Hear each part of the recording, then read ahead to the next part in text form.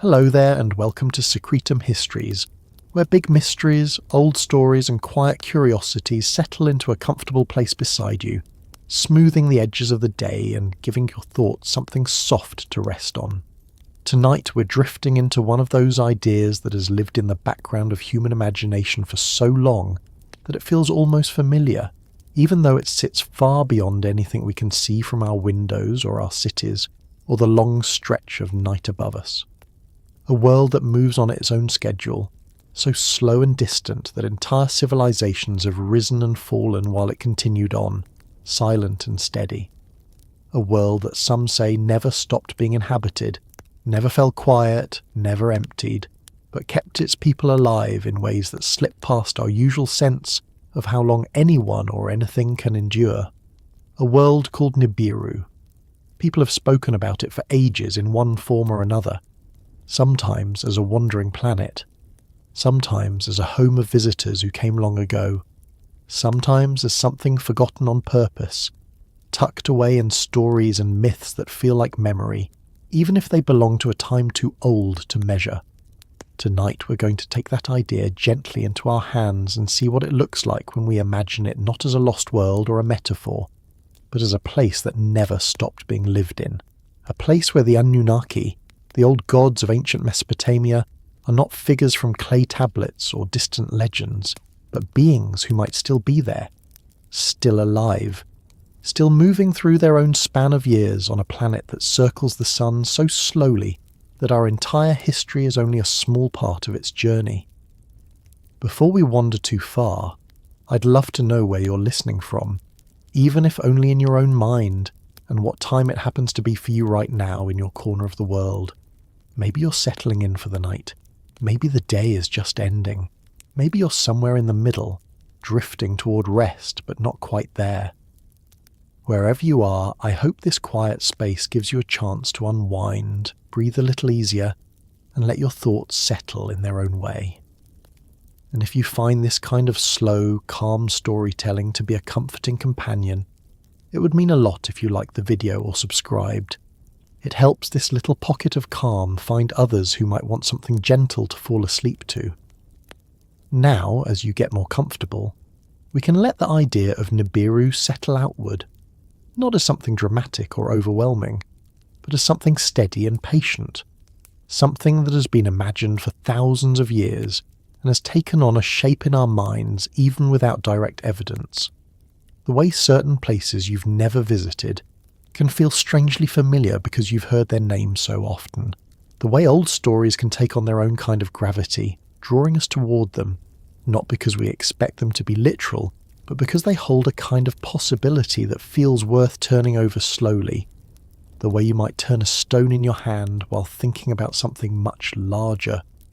Nibiru, as an idea, is one of those stones. In the old Mesopotamian texts, the word appears in different ways, sometimes as a star, sometimes as a crossing point, sometimes as a sign in the heavens that connected the movements of the gods with the movements of the world.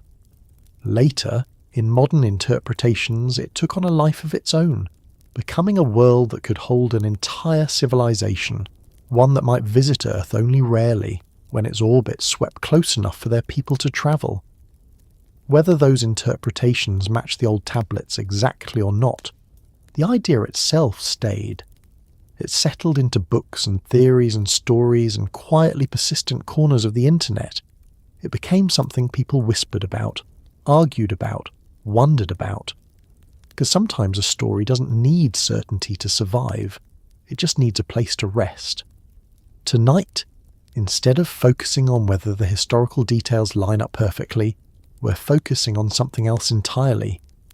We're taking the question of Nibiru and turning it a little to one side, looking at it from a different angle. Not whether it existed in the past, but what it would mean if it still existed now. If it were not a lost planet or a forgotten myth, but a world that continues to circle through the dark, carrying a civilization that never ended. A civilization that did not fade into history but simply continued living in a place far from us, where time stretches differently and years pass in slow arcs that don't match our own. To imagine that, we start gently. No rush. No need to leap into anything spectacular.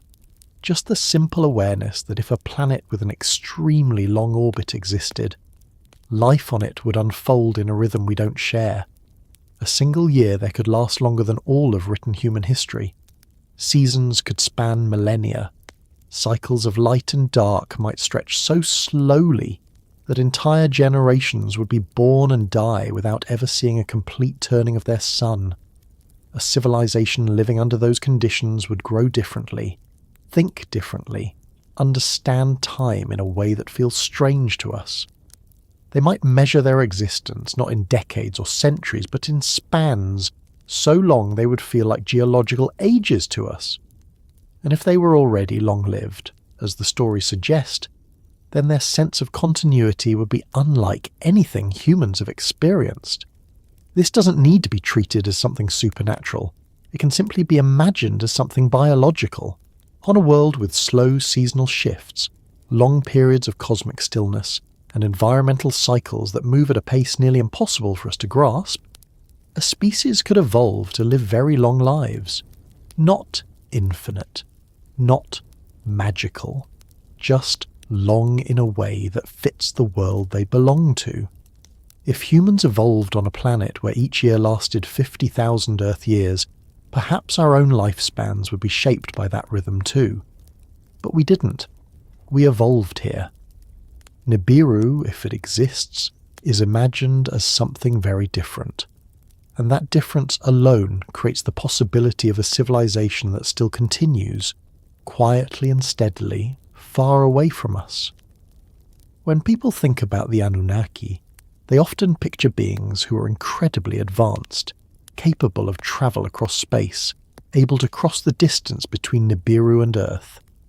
Whether that image is literal or symbolic is something scholars still debate, but for tonight we're not arguing either way. We're simply walking through the possibility that if such beings once came here, and if they came from a world that moves on a long orbit, then their civilization might still be active, not in ruins, not decayed, not locked in the past, alive, developing, moving through time with the unhurried pace of their planet. This kind of quiet imagining doesn't require anything dramatic. It doesn't ask for spacecraft streaking across the sky or sudden revelations. Instead, it asks us to picture a world continuing its slow path through darkness, unseen by our telescopes, untouched by our measurements, too distant for our current technology to detect reliably. A world where life goes on, not in secret, not as a conspiracy, but simply because the universe is vast and wide and full of places where life could exist without ever needing to intersect with ours again. People sometimes assume that if an advanced civilization existed in the ancient world, we would see traces of them everywhere. But the universe doesn't rely on that kind of visibility. Civilizations can rise, disappear from our view, and continue elsewhere without ever needing to come back. Silence doesn't necessarily mean absence. Sometimes it just means distance. The kind of distance that isn't measured in kilometers or miles, but in years, decades, epochs. Distance that makes communication impractical. Distance that makes contact unnecessary. Distance that lets an entire way of life continue without interruption. Thinking about the Anunnaki in this way takes a little pressure off the mythic side of things. It doesn't require them to be all-powerful or immortal or divine. It simply imagines them as a civilization with different physics to navigate, different seasons, a different sense of time. If a species lived on a world that completed a full orbit only once every many tens of thousands of human years, they would likely think of time as something steady, not rushed. They might develop slowly but precisely, with long periods of stable development. Their technology could evolve in ways that don't rely on urgency. Their history could stretch across spans that dwarf entire human civilizations, not because they're supernatural, but because their world shapes them that way. It's the same with how they might view Earth. If their last visit happened during the late Stone Age or early Bronze Age, it wouldn't necessarily feel ancient to them. It might feel recent, the way we might think of something that happened last month. And if the stories say they promise to return one day, that return might not be a dramatic prophecy, but simply a calendar event on a world where calendars move very slowly. They wouldn't be late, they wouldn't be early, they would just be moving according to the pace of their own orbit. This gentle view of continuity gives the whole idea a different texture. It turns the Anunnaki from something overwhelming into something simply persistent. A civilization that could still be working, thinking, building, farming, researching, exploring, resting, or simply existing on a distant world, moving through their own version of a normal life. Not gods, not myths, just long-lived beings following the rhythm of a planet that doesn't hurry for anything or anyone. As you let this idea settle, you might feel the quiet weight of distance, not in a heavy way, but in the calm way that comes from imagining something moving at a pace outside our experience. Distance can be a kind of comfort. It reminds us that not everything needs to be immediate or close to be real or possible. Some things can exist far away, continuing their own history without interfering with ours, touched only by the faint thread of stories that made their way into our ancestors' memories. And as we ease forward, we can let the idea of a living Nibiru unfold at its own steady pace, drifting from this gentle beginning into the next part without anything needing to be wrapped up or concluded. The story simply keeps moving, the same way a distant world might keep moving through the long arc of its orbit, unhurried and constant, carrying whatever life still calls it home. Long before the idea of distant planets circling the sun became familiar, and long before telescopes turned the night sky into something we could measure instead of simply admire, people still looked upward and tried to make sense of what they saw. The sky was not a blank space to them. It was a moving canvas filled with lights that wandered, paused, returned, vanished, and reappeared. Everything overhead felt alive because everything overhead moved. In that slow and steady drift of stars, there were patterns that became stories, stories that became traditions, and traditions that eventually became part of how entire civilizations explained the world around them. And among those stories, there were some that spoke of travellers from above, beings whose origins were not tied to Earth, but to some distant place that moved along its own path. When people today talk about the idea of the Anunnaki arriving from the sky, they often picture it through a modern lens, imagining spacecraft or advanced technology. But long before those images existed, the sky itself was already understood as a realm of arrival. It was where storms came from. It was where strange lights appeared and disappeared. It was where the seasons were written, where omens were tracked, where the boundaries between natural events and divine intentions blurred so completely that people didn't separate them at all. The sky wasn't a separate world, it was part of this one, and anything that came from it was treated as something worth remembering. In ancient Mesopotamia, the scribes who carved the earliest records onto wet clay tablets were not writing fiction. They were recording what their people believed to be true about the world. They described gods, rulers, trade routes, harvests, storms, eclipses, and unusual sightings in the sky with equal seriousness, because all of it belonged to the same fabric of reality. If something strange appeared overhead, whether a bright object or a sudden celestial event, it was not seen as something disconnected from life on Earth. It was part of a pattern. It was a sign of movement in the heavens, movement that sometimes hinted at the presence of travellers. Those tablets mention figures associated with the heavens in ways that feel matter-of-fact rather than dramatic. They describe beings who came from above, whose homes or origins were linked to stars or wandering objects. They describe them as powerful, long-lived, knowledgeable, and deeply involved in human affairs. And while the stories are often layered with symbolism, they consistently position these beings not as metaphors but as part of a living universe. A universe where other worlds could exist, where life could thrive beyond Earth, where the sky was not an empty void but a place full of meaning and movement. When we talk about whispers of Nibiru, we're not talking about a single sentence or a single inscription. We're talking about a tone that appears again and again in ancient texts. a tone that suggests the heavens were seen as a place where journeys could begin, where travellers could come from, and where stories of arrival had roots in something more than imagination. The sky was filled with motion and mystery, and the people who lived millennia ago were accustomed to looking upward and reading those movements as signs of something happening far beyond Earth. In that environment, it would not have felt unusual for people to believe that visitors could arrive from another world. The appearance of a bright object in the sky that followed an irregular pattern could have been interpreted as the return of something familiar. A distant point of light that lingered a little too long or moved in a way that didn't match the established patterns might have been seen as a sign of presence rather than coincidence. The night sky was a message board, and the idea of something moving through it was not only accepted but expected. This is where the idea of a living Nibiru begins to take shape, not through modern reinterpretations but through the patterns of stories that ancient people passed down.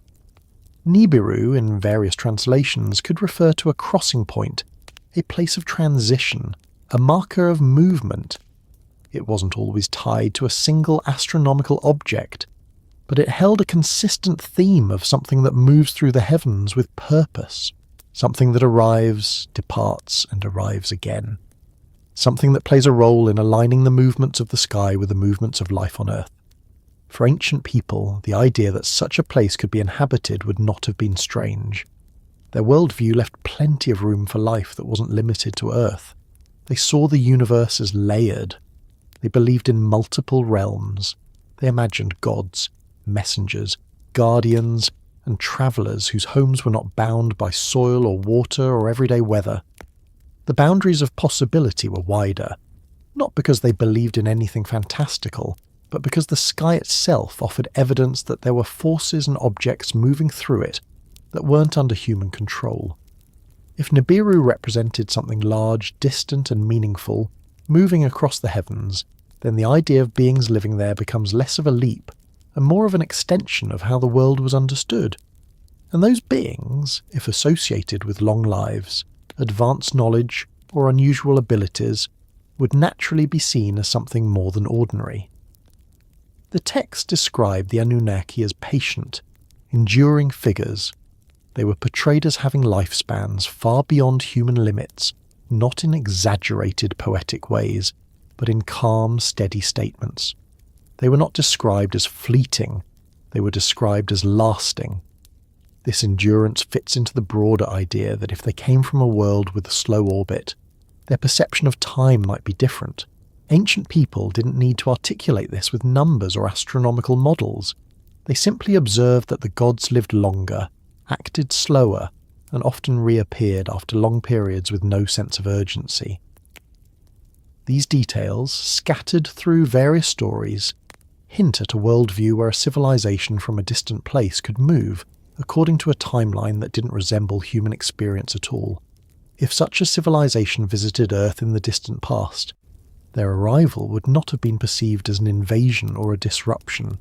It would have been seen through the lens of the existing cosmology. They would have been understood as part of the natural order, beings whose presence fit into a universe filled with movement and hierarchy. Their interactions with humans would have been recorded in the same neutral tone used to describe weather patterns or agricultural cycles. This is why the early references to the Anunnaki treat them with a certain calmness. They were part of life, not separate from it. The first whispers of Nibiru, then, are not found in dramatic declarations, but in the steady way the texts mention the movements of the heavens. Records of stars rising and setting, notes about planetary alignments, observations of wandering objects that didn't behave like the rest. These were not extraordinary events. They were simply part of how ancient people tracked time, planned festivals, predicted floods, and organized their societies. The sky was their clock, their calendar, their reference point, and anything that moved differently was worth paying attention to. Imagine, for a moment, living in a world where every sunrise, every constellation, every appearance of Venus or Mars held practical meaning, where the sky was the primary source of structure in daily life. In such a world, any unfamiliar light or unexpected movement overhead would have been carefully recorded, It wouldn't need to be interpreted as supernatural. It would simply be noted. The notations themselves become the first hints of something unusual. A visitor in the sky might not have been remarkable in a mythic sense. It would have simply been another part of the world that required attention. As centuries passed and stories accumulated, the presence of beings associated with these movements became woven into the identity of the culture. The Anunnaki were described as giving knowledge to humans, guiding rulers, establishing laws, and shaping early civilization. These are not the roles of temporary visitors. They are the roles of a group that interacts with humanity in long intervals, appearing at odd points in time, leaving traces of influence, and then fading from view. The pattern creates a sense of visitors who arrive according to a schedule that doesn't match human rhythms. This is where the idea of their continued existence begins to take form. If their visits were spaced so far apart that entire human civilizations rose and fell between them, then their absence would not feel like a disappearance. It would simply feel like another long stretch of quiet. If they lived for thousands or tens of thousands of years, then a few millennia of silence would not be unusual. And if their home moved through a distant orbit, the timing of their return would be tied to something beyond Earth's control. In this way, the early whispers of Nibiru become tied to the idea of a living world rather than a lost one. The Anunnaki, as described in the texts, were not portrayed as beings who had reached the end of their story. They were portrayed as figures who moved between realms, returning when necessary, disappearing when not needed, and always associated with the sky. The sky in turn was always moving, always shifting, always changing.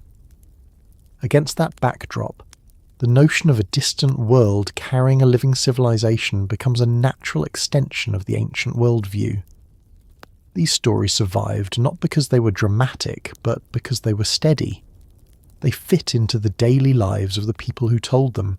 They made sense within the world they lived in, and because the sky continues to move, those stories continue to find a place in the modern imagination. When people today picture the possibility of a world like Nibiru still moving somewhere far beyond our view, they are echoing the same feeling that ancient people had when they watched unexplained lights drift across the heavens. A feeling that the sky might hold more than stars. A feeling that life might exist elsewhere. A feeling that long-lived visitors could still be out there, following their own timeline.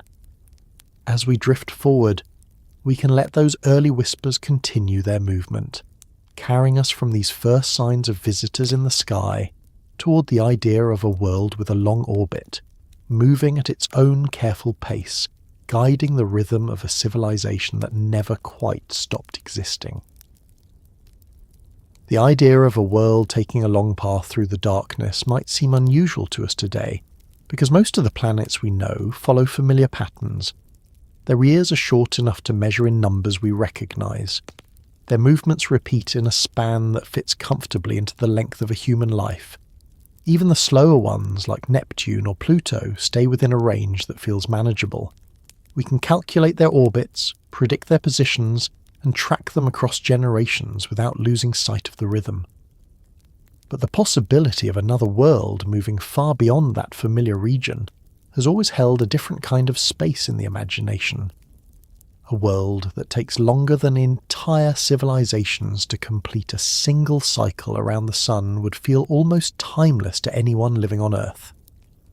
When people speak about Nibiru in modern interpretations, they often picture it as something dramatic, a planet with an orbit so long that it falls outside everything we usually consider. But the essential idea doesn't need to be wrapped in spectacle. It can simply be a world whose path is shaped by the slow mechanics of distant space. A world that circles the sun in a pattern that stretches far beyond our normal sense of time. There is nothing implausible about a distant orbit in itself. The solar system is large enough to hold objects we have not seen yet, objects that may move so slowly or so faintly that our instruments barely touch their presence. Time and distance work together to hide things in ways that have nothing to do with secrecy and everything to do with scale. If such a world existed, its year would unfold in a way that does not match ours at all. On Earth, Seasons shift more quickly because our planet moves around the sun in a pace that shapes everything from agriculture to daily routines. A child can grow from birth to adulthood in the span of a couple of decades, and during that time the planet completes its cycle many times. That rhythm becomes part of how we understand life. But on a world with an extremely long orbit, seasons could stretch across vast spans of time. A single winter could outlast multiple human empires. A single summer could see the rise and fall of entire cultures on Earth. Nothing in such an environment would happen quickly. Everything would expand outward in slow, steady intervals. A civilization growing on a planet like that would naturally develop a different sense of duration. Not because they would be mystical or supernatural, but because their surroundings would move in a slower rhythm. It is easy to forget how much the environment shapes the way a species evolves. On Earth, the cycle of dawn and dusk, the turning of the seasons and the changing weather all influence our biology. They determine when plants grow, when animals migrate, and when people sleep, wake, work, and rest. A world with a long orbit would shape its inhabitants in a different way. If each season lasted thousands of years, the pace of life would adjust to match it. In that kind of environment, endurance would matter more than speed. Adaptation would happen across spans that don't fit into human measurements. The inhabitants might evolve to live long lives, not as an extraordinary trait, but as a normal part of their biology. If they needed to survive a winter lasting 10,000 years, they would develop systems that allowed them to endure long, slow changes. And if their summers lasted equally long, they would experience growth and development in ways that spread across time very differently from us. Their concept of history would not resemble ours. Their sense of urgency would be minimal. Their accomplishments would be measured in slow increments that accumulate over ages rather than decades. This slow rhythm would also affect how they viewed time itself. On Earth, our calendars and clocks grew out of necessity because our lives are short compared to the movements of the heavens. We needed systems to track harvests, seasons, and daily tasks. If life unfolded in longer intervals, the need for such precise tools might be reduced. Timekeeping would still matter, but it would be shaped by different priorities. A species with long lifespans might not divide years into small units. They might divide them into eras, each tied to environmental patterns that unfold at a scale we can barely imagine. Their sense of recent events might stretch across thousands of human years. Their memory might hold stories that reach back to ages we consider ancient. If such beings visited Earth, their perception of our world would feel different from ours. They might see our entire history as a brief moment. They might experience our technological growth as something swift and almost instantaneous. Their interactions with early human societies, if they ever occurred, would not be repeated frequently because their own cycles would not require it. They might return only after long intervals simply because their orbit brought them near us again, not because they intended to disappear or reappear according to a plan. Their absence would not be a vanishing. It would be a natural period of distance in a world where distance lasts a long time. This brings us to the idea of how such a world could remain hidden. People sometimes assume that if a large planet existed in the outer solar system, we would have found it already. But our ability to detect distant objects is limited by the strength of our instruments and the reflectivity of those objects. Something that moves slowly, reflects very little sunlight, or follows an orbit inclined at an unusual angle could easily escape observation. The farther something is from the sun, the less light it reflects, and the harder it becomes to track. A world on a long distant orbit could spend most of its time moving through regions so faint that it barely registers on our detectors. Our telescopes and space surveys have improved, but they still face natural limits. Much of the sky remains uncharted in detail. Large sections of the outer solar system are difficult to observe because they lie behind dense backgrounds of stars, or because their regions are too faint for wide-field surveys. Many astronomers acknowledge that objects even larger than planets could still be hiding far beyond Neptune simply because we have not looked deeply enough in all directions. The openness of that possibility is not speculation. It is a recognised fact of observational astronomy. The solar system has space to hold worlds we don't know about yet. A planet with a long orbit would also spend most of its time far from the inner solar system, where our instruments focus. It would only pass near us occasionally, and even then its visibility would depend on its size, brightness, and position relative to the Sun. If its path was steeply angled or unusually elongated, it might never come close enough to be obvious. Nothing about this idea requires secrets or hidden intentions. It simply requires distance and time working together to place something beyond our usual range. For the inhabitants of such a world, the long orbit would be a defining part of their existence. Their entire civilization would grow around the slow movement of their planet. Their architecture, agriculture, energy systems, and ways of organizing daily life would all reflect the unique conditions created by their environment. They might have learned to store energy over long intervals, to preserve resources during extended winters, and to expand their activities during long summers. Their development might not follow a linear path because their environment would encourage cycles of activity and rest that align with the long rhythm of their orbit. This would create a society that feels different from ours in ways that go beyond technology. Their values might emphasize stability over speed. Their culture might prioritize memory, continuity, and long-term planning. They might see rapid change as something destabilizing or unnecessary. If they lived for thousands of years, their view of progress would unfold slowly, shaped by the patient pace of their world. A civilization with such a perspective would likely develop deep knowledge of astronomy because their entire identity would be tied to the movement of their planet. They would understand how their path affects their environment. They would track the position of their sun across long periods. They would notice small variations in their orbit and respond to them with the patience of a species that measures time differently. If such a civilization ever encountered Earth, it would not have done so unexpectedly.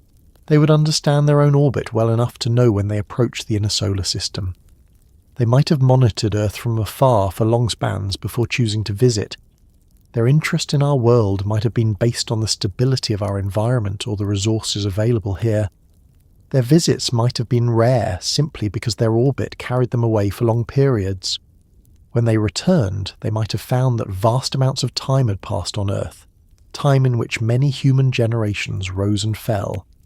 But to them, the gap between visits would not have felt long. It would have been normal. If the orbit of their world continued as it always had, then they might still be living according to that rhythm now. Their absence would be no more meaningful than the winter of their own planet. They would not see it as a disappearance. They would not see it as a separation. They would simply be moving through a portion of their cycle in which Earth lies far away.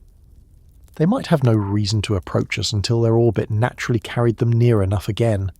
That process could take tens of thousands of years. To a species with long lifespans, that span would be entirely manageable. This is one of the reasons the idea of a living Nibiru continues to hold space in the imagination. It fits into a framework where distance and time work differently from our usual expectations. It allows for a world that is not lost, hidden, or destroyed, but simply moving in a way that does not intersect with our own frequent patterns. A world that continues quietly, steadily, without drama or alarm.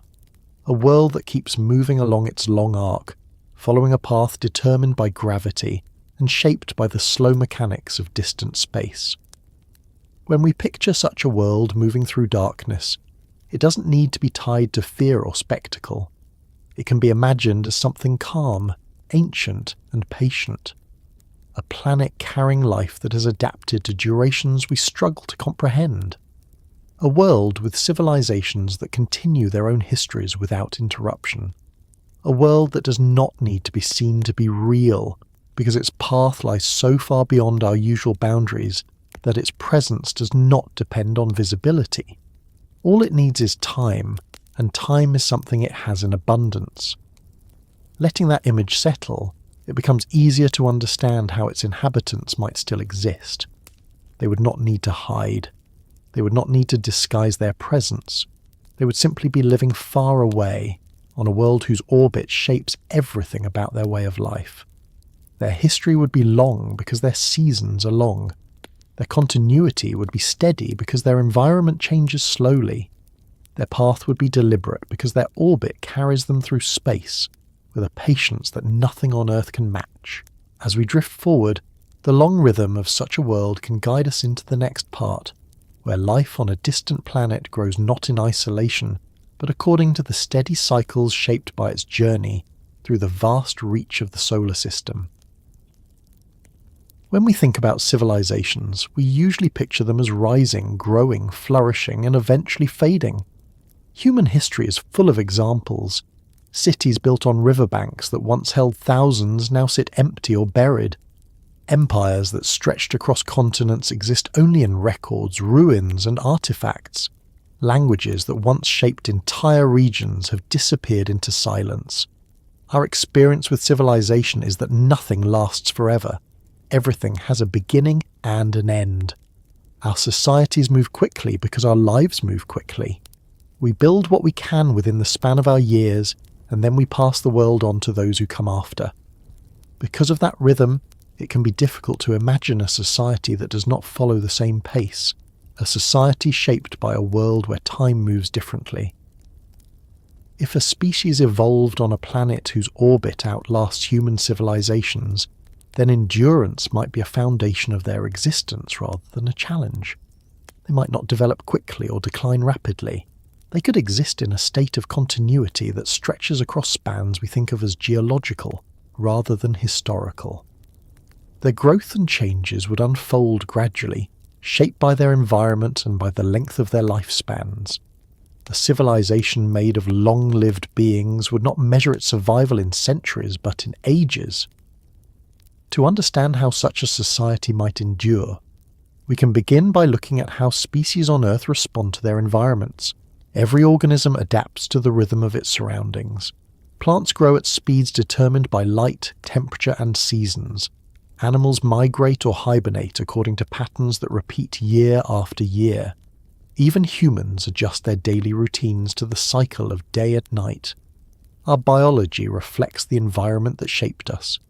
On a world with slow environmental patterns, life would develop in step with those patterns. Long-lived species would not be exceptions. They would be the norm.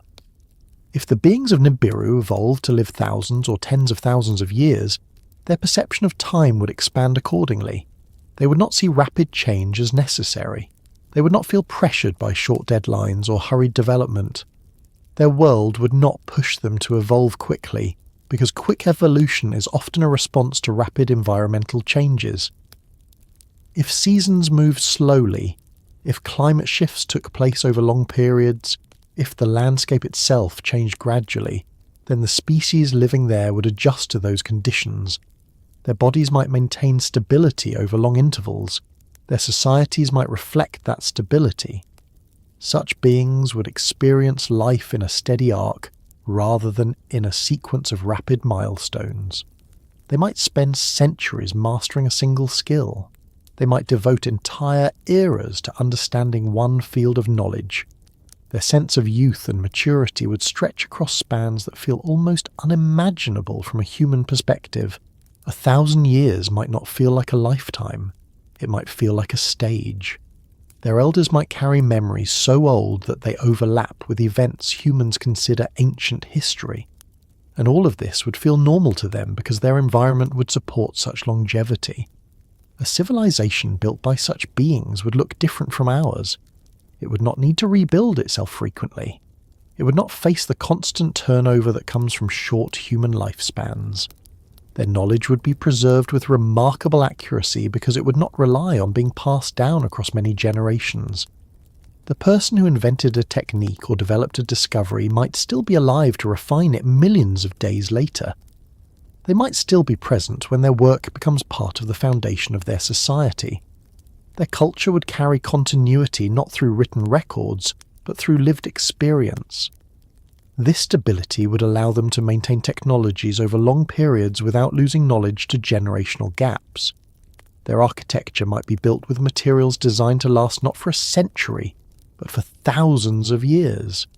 Their infrastructure might be created with the expectation that it will endure through long cycles. They would not build for immediate needs alone. They would build for deep time. Their buildings, roads, and systems might stretch across landscapes in slow, deliberate expansion, shaped by centuries of planning rather than decades. Their approach to resource management would be different as well. They would understand the importance of conserving what they have because their lives would span periods in which resources might shift or diminish slowly. They might mine a region for hundreds of years without exhausting it, not because they have limitless access, but because their pace of use matches their pace of life. They would not need rapid extraction or quick production.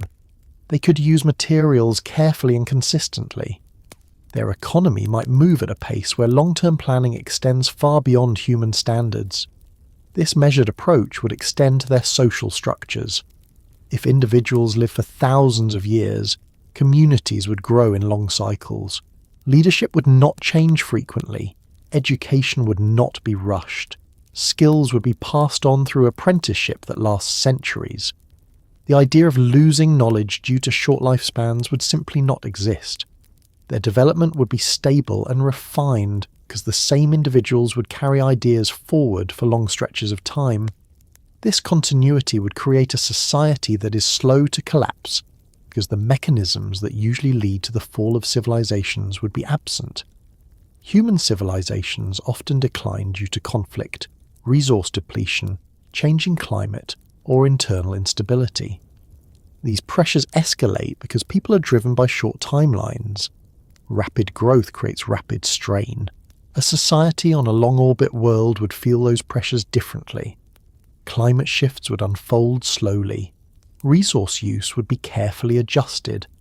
Conflicts might be resolved with patience rather than urgency. A dispute that might escalate into war within a human lifetime could be handled gradually by beings who do not need immediate resolution. They could negotiate for centuries.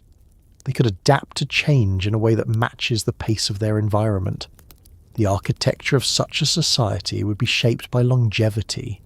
Structures would be designed to last through slow cycles.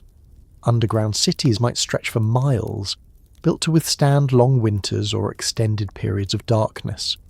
Buildings might be reinforced to adapt to slow shifts in temperature or pressure.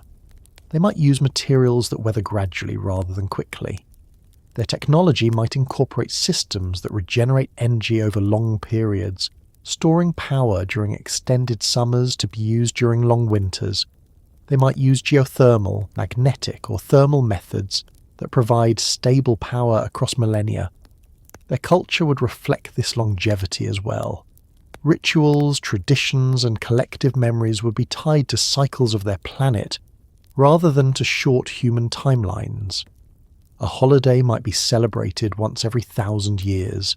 A historical event might be remembered not as something distant, but as something recent because their lifespans allow them to recall it clearly.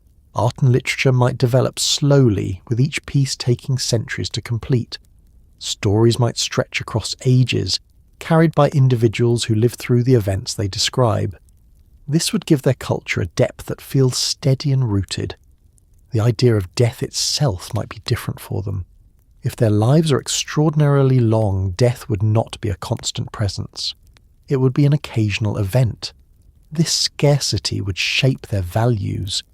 They might see each life as profoundly significant. They might associate certain roles or responsibilities with individuals who are uniquely suited to carry them for long periods. Their elders would be living repositories of knowledge that spans ages. Their society might place immense importance on memory, decision-making, and continuity.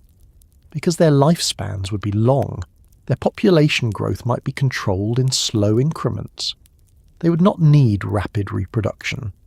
They might maintain stable numbers that match their resources and environment. This stability would prevent overcrowding or resource strain, allowing their civilization to persist without the population fluctuations that often contribute to human societal collapse. They would view stability as a strength. They would understand their environment well enough to maintain balance for long periods. If such a civilization ever reached spacefaring capability, Their long lives would make interplanetary travel far more feasible. They would not need fast ships. They would not need short routes. They could travel for centuries without difficulty. A journey that seems impossible to humans due to longevity limits would feel manageable to them. They could cross large distances without rushing. They could establish outposts or research stations on other worlds over long spans, returning or leaving them as their orbit allowed. Their interactions with Earth would also reflect this endurance. If they visited in the distant past, they might have done so when their orbit brought them nearest to us.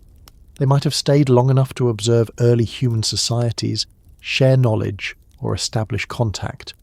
Then, as their planet continued along its long arc, they would have returned to the far reaches of the solar system. They would not see this as abandonment. They would see it as the natural consequence of their world's path. The time between visits would feel brief to them, even though it might span thousands of human years. This pattern might explain why ancient civilizations describe beings who appeared suddenly, interacted for a period, and then disappeared with no explanation. To the beings themselves, it would not be a disappearance. It would be a normal departure dictated by their orbit. They would expect a return when the cycle brings them back. They might assume that the societies they visited would still be recognizable when they arrived again.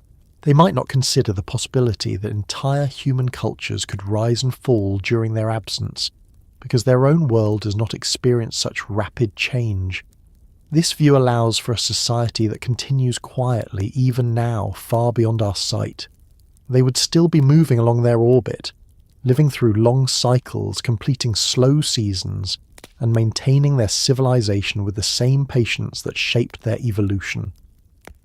They would not require attention from Earth. They would not need to maintain constant contact. They would not experience absence the way humans do. For them, the last visit might still feel recent. A civilization like this would persist because its environment supports persistence. It would endure because its biology aligns with endurance. It would grow because its technology is designed for long spans. It would remain stable because it is not pressured by rapid cycles. Nothing about this requires myth or fantasy.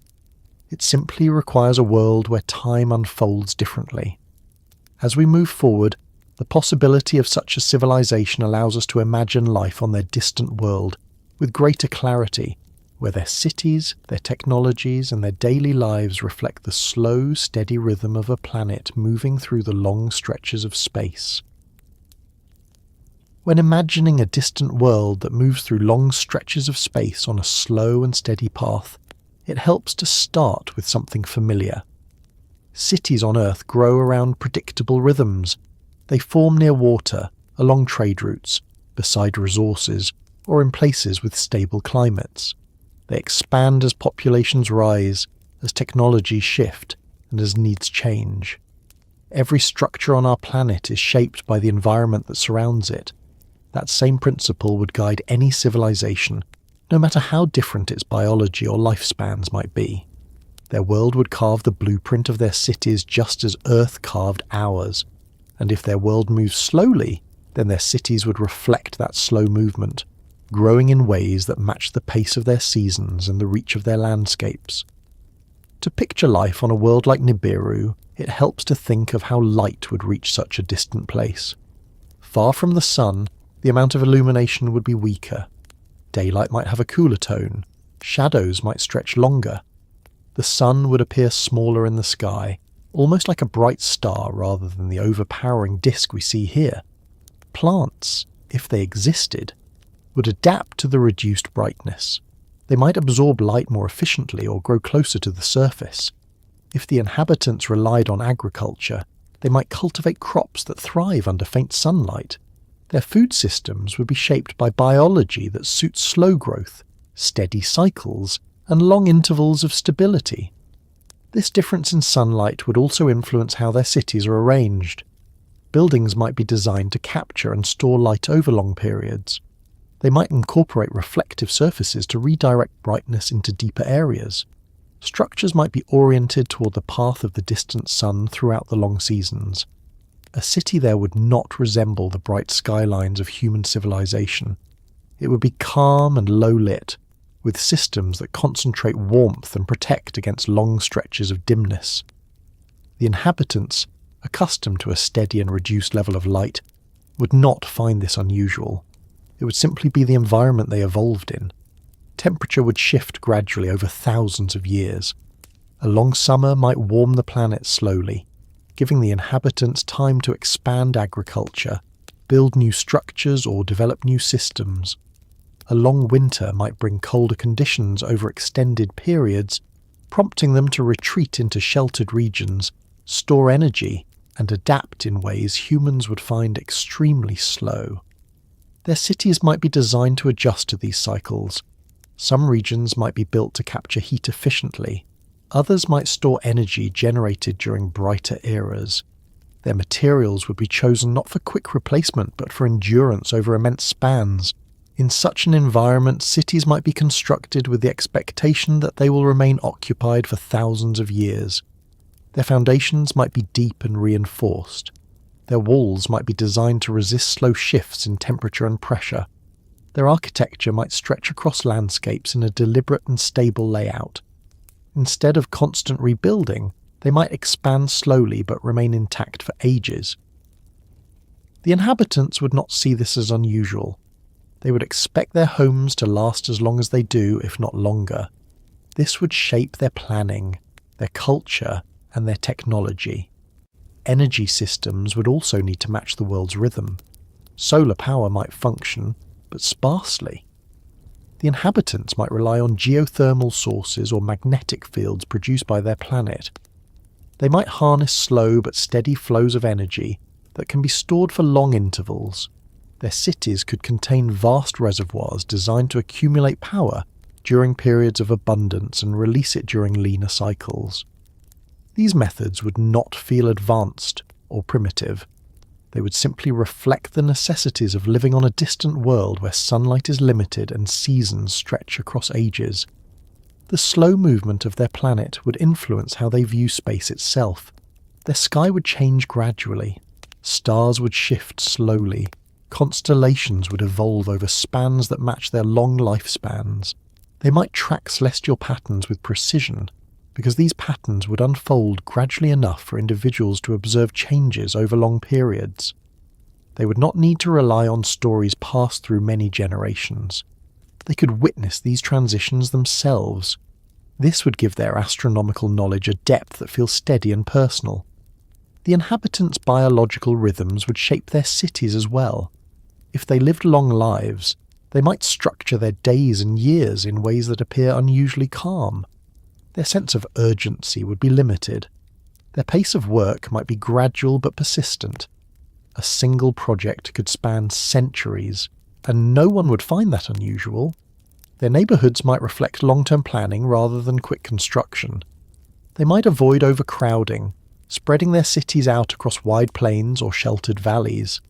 They would not need constant expansion, because population growth would be slow. Their transportation systems would match this pace. They might not require fast travel. They might build roads that stretch across the planet over generations. They could develop slow but efficient means of moving people and resources. Their travel might involve long journeys that do not need to be completed quickly, because their concept of time would allow for extended durations. They might build vehicles or pathways designed to operate smoothly for thousands of years. Maintenance would be part of a slow routine rather than an urgent task. Communication would follow a similar pattern. They might maintain networks that operate steadily across their world, carrying knowledge methodically instead of rapidly. Messages might be sent over long intervals, arriving years or decades after they are sent, without creating impatience. Their interactions with each other would reflect a culture that places value on steady speech, careful thought, and long-term outcomes. They would not need constant connectivity. They would rely on systems that remain functional for ages, requiring minimal change or repair. This outlook would shape their education as well. Learning might be a lifelong process that unfolds gradually, with individuals mastering multiple disciplines over centuries. They would not rush to acquire knowledge. They would take their time because time itself would be abundant. Their teachers might be thousands of years old. Their records might be maintained by individuals who witnessed the events firsthand. Their libraries might contain vast archives, not because they store endless generations of writing, but because they preserve knowledge developed slowly over ages. Culturally, their cities might reflect a deep sense of continuity. Art might be created slowly, with pieces taking centuries to complete. Music might involve long compositions that stretch across extended intervals. Stories might be told across spans that align with the cycles of their world. Their celebrations could be tied to rare astronomical alignments or environmental milestones that occur only once every several thousand years. These events would hold immense significance because they are so infrequent. Entire eras might pass between them. Their relationship with technology would be shaped by their lifespans. They might develop devices that last extraordinarily long periods. Their systems might be self-sustaining, requiring little maintenance. They would not need rapid upgrades or constant updates. They would focus on creating technology that aligns with their environment, rather than transforming their environment to suit rapid growth. Their advancements might appear subtle, but refined, reflecting slow and careful development rather than frequent leaps. Social structures would emerge from this long-lived stability. Families might span thousands of years. Relationships might last entire eras. Communities might maintain consistency for extended periods. Conflict, when it occurred, might unfold slowly and be resolved through steady negotiation. Their society might value patience, memory, and long-term thinking above all else. They would see themselves as caretakers of a world that moves slowly, and their cities would reflect that role. If their planet experienced long winters, many of their cities might be built underground or partially below the surface. Subterranean environments could provide stable temperatures, steady protection, and controlled climates. These spaces might stretch across vast distances, illuminated by stored light or energy. They might contain agriculture chambers, living quarters, research areas, and communal spaces. Their design would emphasize endurance because underground structures can last for ages with minimal exposure to the harsh conditions above. During long summers, their cities might expand outward. They might build open-air structures that function best during warmer periods. Their architecture might unfold gradually, with changes that take centuries to complete. Their cities would breathe with the planet's rhythm, opening and closing, expanding and retreating according to the slow cycles of their world. This ebb and flow would not be seen as disruption. It would be a natural part of life. Their relationship with nature would reflect an environment that changes slowly. They might cultivate ecosystems that evolve over long spans. They might protect regions for thousands of years before altering them. They would understand the need for equilibrium. If their planet contained multiple climates, each would shift at a steady pace. Their migrations, if they occurred, would be planned over long intervals. Their settlements might rotate through regions according to the planet's cycles. Trade within their world would move at a slow pace as well. Goods might be transported across continents over extended spans, arriving decades after being sent. This would not cause inconvenience. It would simply be part of the rhythm of life. Their economic systems would emphasize durability and balanced consumption. Waste would be minimized because everything would be valued for its longevity. Materials would be reused frequently because replacements would not be produced rapidly. If they had a written language, it might be carved, etched, or inscribed in ways designed to last. Their records might remain intact for thousands of years. They might use symbols that are simple, sturdy, and passed down with precision. Their stories might be recorded sparingly because oral tradition would be preserved by individuals who live long enough to maintain continuity. Their knowledge would be rooted in direct experience rather than rapid generational transfer. The structure of their cities would give outsiders a sense of timelessness. Buildings might appear ancient even when they are newly constructed. Pathways might follow lines established thousands of years earlier. Technology might be hidden within stone or metal frameworks, functioning quietly without drawing attention. Their streets might be wide and deliberate, designed to last through shifting climates. Their public spaces might feel calm and spacious, reflecting a society that does not rush. This slow, steady environment allows us to imagine how they might still be thriving. Their cities would not crumble quickly. Their systems would not fail abruptly. Their society would not collapse due to rapid change. If they still exist, they might be living on a world that continues to move through space at the same pace it always has. They would be working, creating, learning, and preserving their way of life without interruption. Their world would not need to seek attention from others. It would provide everything they need because it shaped them to match its rhythm. And as their planet continues its long path, the cities beneath their distant sun would remain steady, carrying the lives and histories of a civilization shaped by time on a scale unlike anything on Earth. From here, that quiet continuity leads naturally into the next part, where the ways they survive become clearer as we explore the systems and sciences that allow life to persist across such long spans. When imagining a civilization continuing through ages far longer than human history, it helps to begin with the basics. Life survives by adapting to the environment it inhabits. Every species that persists does so because it found ways to endure changes, preserve energy, replenish resources, and maintain stability over long stretches of time. On Earth, this plays out in many forms. Plants store energy through harsh winters. Animals migrate to follow food sources. Microorganisms enter dormant states to outlast difficult conditions. Even human societies develop methods to survive environmental stress by building shelters, securing food, and organizing communities. These actions reflect the same principle. Survival depends on understanding the environment and adjusting to it in ways that ensure continuity. On a world like Nibiru, survival would require adapting to conditions that differ profoundly from Earth. Its distance from the sun, long seasons, slow cycles, and reduced sunlight would shape every aspect of life. If the beings who live there developed methods to thrive under such conditions, their science would not focus on rapid change. It would revolve around managing long intervals of stability and long intervals of difficulty. Their survival would depend on steady systems designed to endure across thousands of years. These systems would reflect the rhythm of their planet and the pace of their biology. The first pillar of survival on such a world would be energy.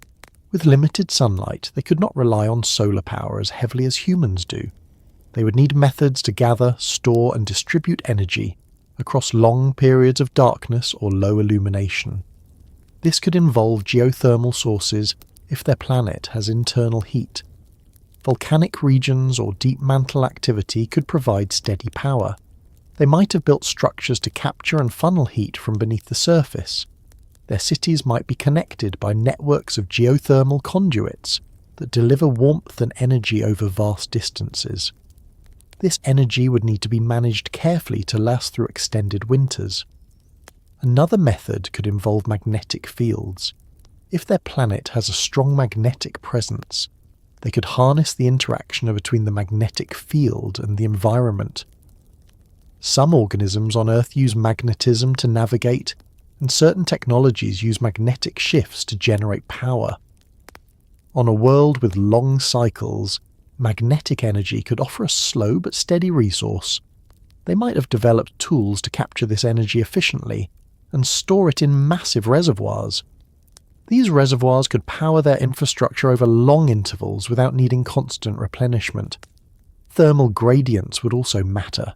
The difference between warm regions and cold regions can be used to generate energy. This could be accomplished through devices that exploit temperature differences underground or in the atmosphere. Such systems would function slowly but consistently, reflecting the pace of their world. Their technology might be designed to operate with minimal maintenance. They might build systems that renew themselves gradually, using long-lasting materials and redundant structures that ensure stability for centuries. Resource management would be another foundation of their survival. On a world with slow cycles, resources would not be consumed at a rapid rate. They would be gathered, stored, and used methodically. Agricultural systems might be designed to grow steadily over long periods. Crops might be engineered to survive in low light. Plants could be modified to absorb and store energy more efficiently. They might grow slowly but remain productive for thousands of years. Farms might be built underground in controlled environments, regulated by stored energy that maintains steady temperatures and conditions. These farms could provide food consistently without depending on the harsh cycles above. Water management would follow similar principles. If their world experiences long winters, water might be locked away as ice for extended periods. They would need methods to store liquid water during warmer intervals and distribute it through deep networks. Systems might be built to capture glacial melt during transitions between seasons. Massive underground reservoirs might hold water in stable conditions. These resources would be protected with great care because they might be essential for survival across long periods of scarcity. Biology would play a significant role as well. If the inhabitants lived long lives, their bodies would need to endure slow environmental cycles. Their biology might evolve to enter states of reduced activity during extended winters, preserving energy without fully hibernating. This might resemble the slow metabolic patterns seen in some Earth species, but adapted for far longer durations. Their bodies could shift between active and low activity states, depending on environmental needs. During long summers, they might enter periods of higher productivity. During long winters, they might slow down naturally, continuing basic functions without expending unnecessary energy. These cycles would be built into their biology, rather than being forced responses. Their medicine would complement this biology. A society with long lifespans would need methods to maintain health across extended periods. Regeneration might play a role. Their cells could repair themselves slowly but efficiently. Their healing processes might unfold gradually but thoroughly, maintaining stability over thousands of years. Their medical science would focus on maintaining long-term equilibrium rather than treating short-term crises. Their understanding of the body would centre on preserving function across ages rather than managing rapid illness. Their genetic knowledge might be extensive, not because they rushed to develop it, but because they had time to refine it. They could study slow generational changes across long spans. They might identify genetic traits that support longevity and stability. If they engineered their biology, they would do so cautiously, adjusting small elements over ages to ensure their species remained suited to their environment. Their evolution would reflect deliberate refinement rather than dramatic alteration. Environmental adaptation would extend to shelter. Their cities might be built to adjust to the long rhythm of their world. Structures could be designed to expand or retract depending on the season. Insulation might be layered gradually to retain warmth during long winters. During warmer periods, those layers might open or shift to allow ventilation. Their architecture would not rely on constant rebuilding. It would rely on designs that endure and adapt. Materials would be chosen for stability over ages. They might use metals or composites that resist corrosion, stress, and temperature changes over thousands of years. Their transportation systems would reflect the same principles. Vehicles might operate on energy sources that last for centuries. They could be magnetic, geothermal, or mechanical in design. Travel might be slow but consistent. Vehicles might follow tracks or routes built to endure seasonal shifts. Maintenance could be performed sparingly because the systems would be engineered to resist wear. Roads might be constructed from materials that withstand slow changes in climate and temperature. Travel across long distances would be normal because time would not pressure them. Scientific research on such a world would unfold gradually. They would study natural phenomena across long spans, gathering data over centuries. Their understanding of astronomy would be deep because they could witness slow changes firsthand. They could track celestial movements over long arcs. They could observe patterns that humans only know through models. Their science would reflect lived experience rather than inherited theory. They might measure the long-term behaviour of stars, planets, and energetic fields. Their predictions would be precise because their timelines match the phenomena they study. Their knowledge of physics might be shaped by the need to store energy, preserve materials, and maintain systems across ages. They might develop an understanding of matter that emphasises stability and endurance. Their technology might rely on principles that operate slowly but reliably. They would not pursue rapid innovation. They would refine what they already know, improving systems gradually. This slow refinement would make their technology extremely resilient. Devices built to last thousands of years would not fail easily. Their systems would be resistant to environmental change. They would not depend on frequent upgrades or replacements. Everything they build would be designed with continuity in mind. They would avoid systems that cause short-term benefits, but long-term strain. Their machines would be balanced, stable, and deeply integrated into their environment. Their society would reflect that same balance. Social structures would be built for endurance. Families might span long intervals. Communities would maintain cohesion across thousands of years. Knowledge would flow steadily from individual to individual. Their culture would hold memories that stretch across ages. If they keep records, those records would be preserved with immense care. They might use materials that last longer than stone. Their histories might be inscribed on surfaces designed to endure for as long as their civilization continues. In this steady world, collapse would be unlikely because the rapid pressures that destabilize human societies would be absent. Their world would change slowly. Their population would grow slowly. Their use of resources would be measured. Their conflicts would unfold gradually and be resolved over long intervals. They would prioritize survival across ages rather than advancement across decades. Their systems would emphasize stability rather than expansion. These elements together form a picture of how they might still thrive today. Their survival would not depend on constant progress. It would depend on maintaining balance with their environment. Their long lives, slow seasons, careful planning, and deliberate technology would enable them to endure conditions that humans would find impossible. Their civilization would not vanish quickly. It would not collapse under sudden strain. It would continue through the same slow rhythm that shaped it from the beginning. If they still exist, they would be living through long cycles, sustaining their world with the same precision they have maintained for ages. Their science would support that survival, giving them the tools to preserve energy, maintain health, build stable systems, and adapt to their environment's slow changes. Their continuity would not be surprising. It would be a direct result of living on a world that encourages endurance and stability above all else.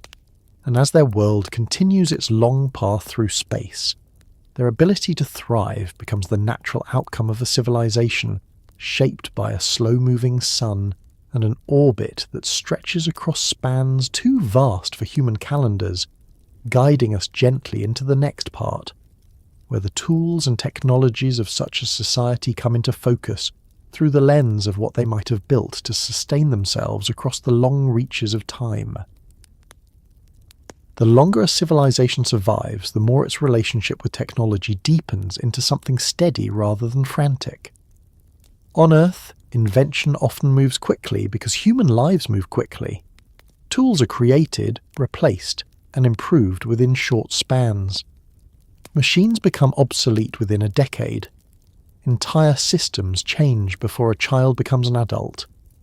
This rapid shifting creates a cycle in which technology is always racing forward to match the pace of human civilization. But on a world where life unfolds slowly, and where beings measure their existence in thousands rather than dozens of years, the development of technology would take on a different rhythm. Their tools would not be crafted for constant replacement. They would be designed for endurance, stability, and seamless integration into the slow cycles of their environment. To imagine the technology that could sustain the Anunnaki across vast spans of time, it helps to begin with the idea that their tools would reflect their lifespan. A species with long lives would have no reason to design devices that wear out quickly. They would not want to spend centuries repairing fragile systems. Their machines would be built to last in the same way their architecture and culture are built to last. Their technology would be shaped by patience rather than speed. It would develop through careful refinement rather than sudden leaps. And once created, it would remain functional for ages. Energy systems would provide the foundation of this technological stability. On a world far from the sun, the flow of light would be too faint to support rapid energy consumption. Instead, they would rely on slow but steady sources that match the pace of their environment. Geothermal power could provide heat and electricity across long cycles. They might construct deep wells that reach into the warm layers beneath the planet's crust. These wells would funnel energy upward through networks that extend beneath their cities. The heat would be captured, converted, and stored in vast reservoirs designed to power their systems for centuries. Magnetic energy could play a role as well. If their planet has a strong magnetic field, they could build devices that harness the slow movement of charged particles. These systems might function quietly, collecting energy each day with little variation. Over long periods, the accumulated power could sustain their cities, machines, and transportation systems. Their technology might rely on magnetic lines in ways humans rarely explore. Their understanding of their planet's magnetic structure would be detailed and precise because they would have observed it across countless ages. Another possibility involves thermoelectric systems. These devices convert temperature differences into usable energy. On a world with long winters and long summers, the surface would contain regions where thermal gradients persist for centuries. The Anunnaki might place massive structures along these gradients, capturing energy generated by the slow transfer of heat. These installations would operate continuously, producing steady power that fits the quiet pace of their planet. With lifespans stretching over thousands of years, they could refine these structures with meticulous care. Given the long cycles of their environment, energy storage would be essential. Their power reservoirs might be monumental in scale, built to hold centuries of energy. They could be deep underground, protected from seasonal changes and geological shifts. The materials used to build them might resist corrosion, pressure, and thermal stress across ages. These reservoirs would act as anchors of their civilization, ensuring stability even during extended periods of cold or darkness. Their transportation systems would reflect these energy methods. They would not require high speeds or rapid travel. Their vehicles might glide along magnetic rails that stretch for thousands of kilometers. These rails could be powered by geothermal energy or stored magnetic currents, allowing steady, smooth travel across their world. Their vehicles might move quietly, matching the calm flow of their cities. The routes would be built for durability, using materials designed to resist erosion and environmental pressure. If the Anunnaki travelled beyond their planet, their interplanetary technology would reflect the same principles. Their spacecraft would not need to rush through space. They could drift steadily, powered by slow, reliable systems that require no rapid acceleration. They might use electromagnetic sails that capture faint streams of particles. They might rely on nuclear or geothermal engines that operate at low output for centuries. Their ships could be engineered to withstand long journeys without repair. Their technology would not be concerned with speed. It would be concerned with stability. The structure of their spacecraft would likely match the architectural traditions of their cities. They would build vessels that endure. They would use materials with long-lasting strength. Their designs would be smooth and functional, meant to survive the cold and silence of space without deterioration. These ships might not resemble human rockets or shuttles. They might be built like mobile habitats, capable of supporting life across long spans, storing energy, and maintaining environmental conditions steadily. Their life support systems would reflect a deep understanding of biological needs across long durations. They might incorporate slow-acting filtration systems, biological regeneration units, and atmospheric recyclers that maintain stability over extended periods. On Earth, life support systems must be repaired often because they deal with rapid change. But on Nibiru, systems might evolve to match the long cycles of their biology. Their air might be purified gradually. Their water might be recycled through slow, natural processes supported by engineered organisms. Their food might come from long-lasting agricultural modules that grow at a steady pace. One key feature of their survival technology would be redundancy. They would engineer multiple layers of backup systems. These backups would not be designed to activate quickly. They would activate slowly and smoothly, ensuring that failure never results in collapse. Every part of their infrastructure would be designed to operate over a wide range of environmental conditions. Their cities would contain layers of energy, food, water, and communication systems, each capable of functioning independently for long periods. This redundancy would make them resilient to anything their planet's slow cycles might bring. Their agriculture would involve a blend of natural and engineered systems. Plants might be adapted to low light and long seasons. They could grow slowly but produce harvests that last for centuries. Their farms would be located in regions with stable temperatures or inside vast underground complexes. These complexes might be illuminated by captured and stored light, distributed gently across the crops. The soil might be engineered to hold nutrients for long periods. Their farming tools would be built for ease of maintenance and long-term use. Their food supply would not fluctuate sharply because their systems would buffer against environmental stress. They might also utilize biological engineering on a large scale. The slow pace of their world would allow for precise genetic refinement over ages. They could cultivate organisms designed to function as living machines. These organisms might regulate environmental conditions, break down waste, produce nutrients, or reinforce structures. Their integration of biology and technology would be seamless. They would not separate living systems from mechanical ones. They would blend them into balanced networks that provide sustainability. Communication technology would reflect a civilization that values stability over speed. Their networks might operate on principles similar to Earth's fiber optics or radio waves, but adapted to their environment. They could use low-frequency signals that travel long distances through dense materials. They might embed communication channels within geological layers. Their networks would be built to last across long intervals without interruption. Messages could be transmitted steadily rather than rapidly, moving across cities or continents in ways that match their sense of time. Their computing systems might work differently from ours. Humans build computers for rapid processing because our decisions must keep pace with our short lives. A long-lived species would not require such speed.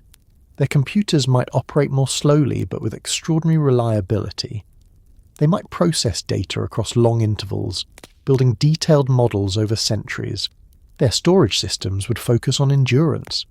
Information would be preserved carefully, encoded in forms that resist decay. Their archives could last for ages because they value continuity more than novelty. Environmental control would be crucial. Their world's slow seasons would require them to regulate air, temperature, and pressure within their cities. They might build enclosed habitats that maintain steady conditions across long intervals. These habitats could be supported by geothermal heat, slow chemical reactions, or biological processes. Their structures might shift subtly over time, expanding or contracting to match the ambient temperature. Their technology would respond gradually to environmental change, maintaining comfort without rapid adjustment. Weather patterns on their world might be steady for long periods, interrupted occasionally by slow transitions. Their forecasting methods would reflect this. They could track atmospheric changes across centuries, predicting shifts long before they occur. Their cities might adjust slowly to these changes, moving resources or altering architecture in response. Their predictive models would be built on centuries of observation, making their planning precise and stable. Medicine, too, would reflect the needs of long-lived beings. Their understanding of cellular processes would be thorough. They would focus on preventing long-term decay rather than treating rapid injuries. They might use regenerative methods to maintain organ function. Their bodies might be supported by microscopic systems that repair cells gradually. Their biological technology could include slow-acting nanostructures designed to maintain health across ages. These structures would not behave like human medical implants. They would integrate fully into their biology, functioning quietly and steadily. Their environmental suits or protective gear might also reflect long-term use. These suits could regulate temperature, pressure, and atmosphere. They would not degrade quickly. They might contain slow-producing energy sources that sustain them across extended missions. Their helmets might include filters that last for centuries. Their materials would resist corrosion and environmental damage over long spans. If they explored other planets or moons, their equipment would be designed for longevity rather than rapid deployment. Their probes might drift for centuries before reaching their targets. Their exploratory vehicles might land on distant worlds and remain operational for ages. Their structures on these worlds would be built to withstand slow environmental changes. They would not require constant contact with their home planet. Their missions would reflect patience, endurance, and long-term goals. Their societal technology would emphasize stability. Their systems for governance might include tools that measure long-term environmental and social indicators. They would not react quickly to fluctuations. They would adjust gradually to maintain balance. Their legal systems might operate on principles that preserve continuity. Their cultural tools might be designed to transmit memory across ages. This technology would reflect not control, but stewardship. It would ensure that their society remains aligned with the slow cycles of their world. All of this results in a civilization that could endure through immense spans of time. Their technology would not break easily. Their systems would not collapse suddenly. Their world would not strain them. They would adapt to it fully. And because of that harmony, they could still exist today, moving through the long orbit of their planet, sustained by tools that match the quiet rhythm of their environment. As their world continues its long journey, their technology functions as the quiet engine of their stability, guiding their civilization through the dark spans between stars and the long silence of their distant path, carrying us gently toward the next part, where the vast distance between their world and ours begins to explain why their presence remains unseen despite the possibility that they still live and endure. When thinking about how difficult it would be to locate a distant world moving on a long orbit, it helps to begin with something simple. The farther something is, the fainter it becomes. Even large objects can appear invisible when enough distance stands between them and the observer. Planets reflect sunlight, and the amount they reflect decreases dramatically as they move away from the star that illuminates them. In the outer regions of a solar system, light becomes thin, and objects drift in shadows created not by clouds or weather, but by sheer emptiness. If a world exists in that region, it would not reveal itself easily. It would be dim, quiet, and absorbed into the deep darkness surrounding it. For a planet such as Nibiru, if it follows a long, slow path, most of its journey would take place far from the sun. It would only pass near the inner solar system on rare occasions. For the rest of its orbit, it would be buried in the cold reaches of space where the sunlight is too weak to cast a clear reflection. Even a world the size of Earth or larger could remain hidden in such a region. It would not glow, it would not shimmer, it would not call attention to itself. It would drift through a place where everything moves slowly, and where visibility is limited by distance, light, and angle. Modern astronomy has powerful tools, but those tools still face natural limits. Telescopes depend on light. They capture and magnify faint reflections from objects that lie far beyond human sight. When a world sits in a region where sunlight barely reaches, even these tools struggle. The object becomes nearly invisible against the star-filled background. It blends into the faint scatter of distant galaxies, creating a challenge that even the most sophisticated instruments must work to overcome. This does not mean the object is not there. It means it is difficult to detect. The outer solar system contains many regions that remain understudied simply because they are too vast for continuous observation. The sky is wide, and telescopes often focus on zones where known objects travel. Areas beyond that are massive, filled with darkness and distance. Something moving slowly can remain hidden not because it is small, but because it does not change position quickly enough to draw attention. Astronomers track motion through repeated images taken over time. They look for objects that shift slightly against the background. A distant world that moves only a fraction over years can escape detection because its slow drift resembles a fixed point. In addition to limited visibility, the angle of an orbit matters. Most planets orbit within a relatively flat plane. This makes the path predictable and narrow.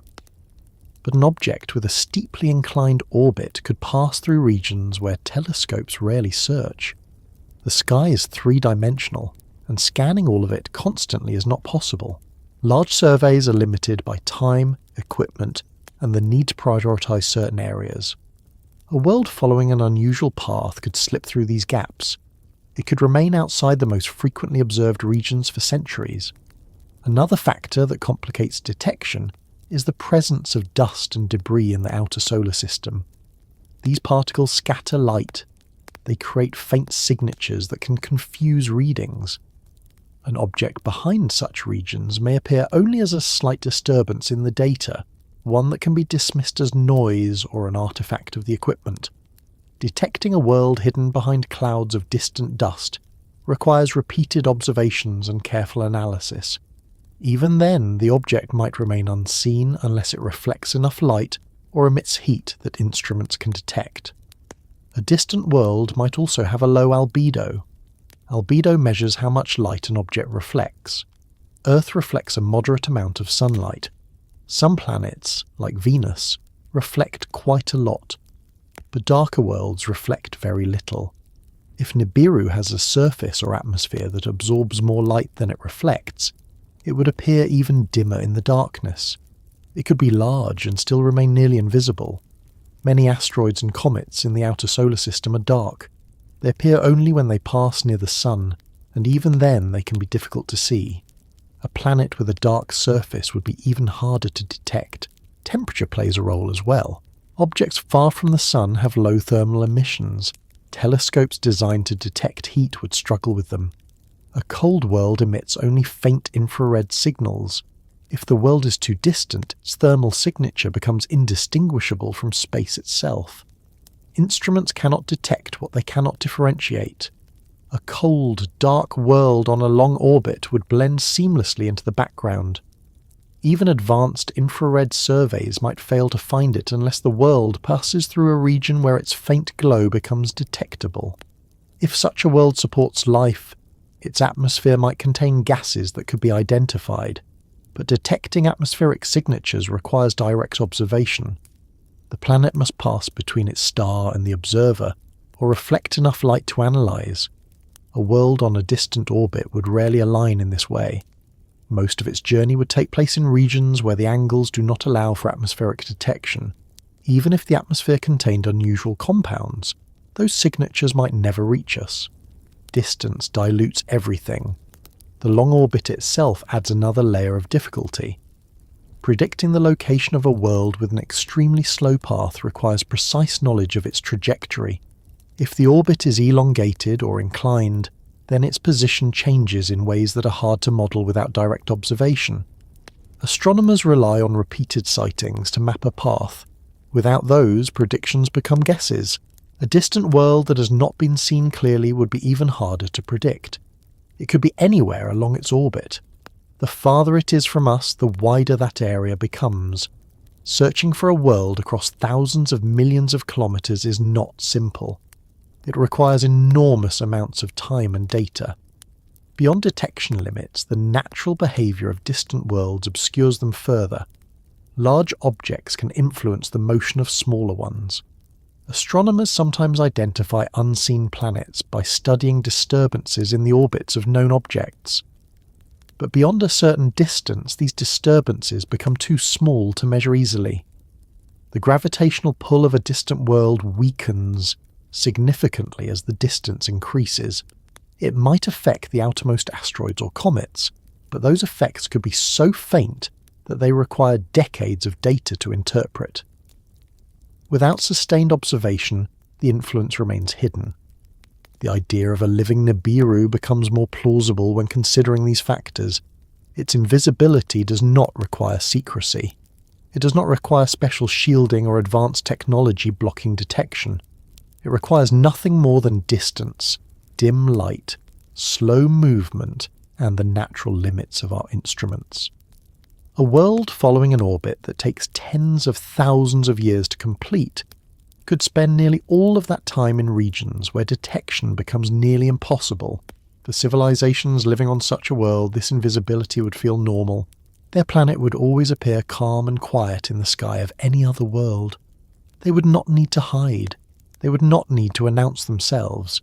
The mechanics of their orbit would keep them distant for ages. From their perspective, Earth might seem close only during brief intervals. For the vast majority of their history, Earth would be a distant point, far from reach. They would not expect to be seen. They would not assume that their planet would ever appear bright enough to draw attention. Their atmosphere might not reflect much light. Their oceans, if they exist, might be covered by ice for long periods. Their continents might be dimly lit by a faint sun. From the inner solar system, this would create a world that appears as a faint, nearly invisible point. It would not stand out. It would not create dramatic effects. It would not give itself away. It would move through the shadows as naturally as any distant world, waiting for the rare moment when its orbit brings it closer. Human technology continues to improve, but the vastness of the outer solar system remains a challenge. Many regions have been scanned only once. Others have not been scanned at all in detail.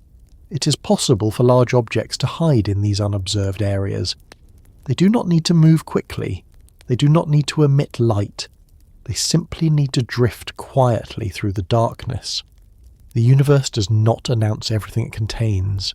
It reveals only what instruments can detect. A distant world that does not want attention does not need to act intentionally. It merely needs to continue its slow journey.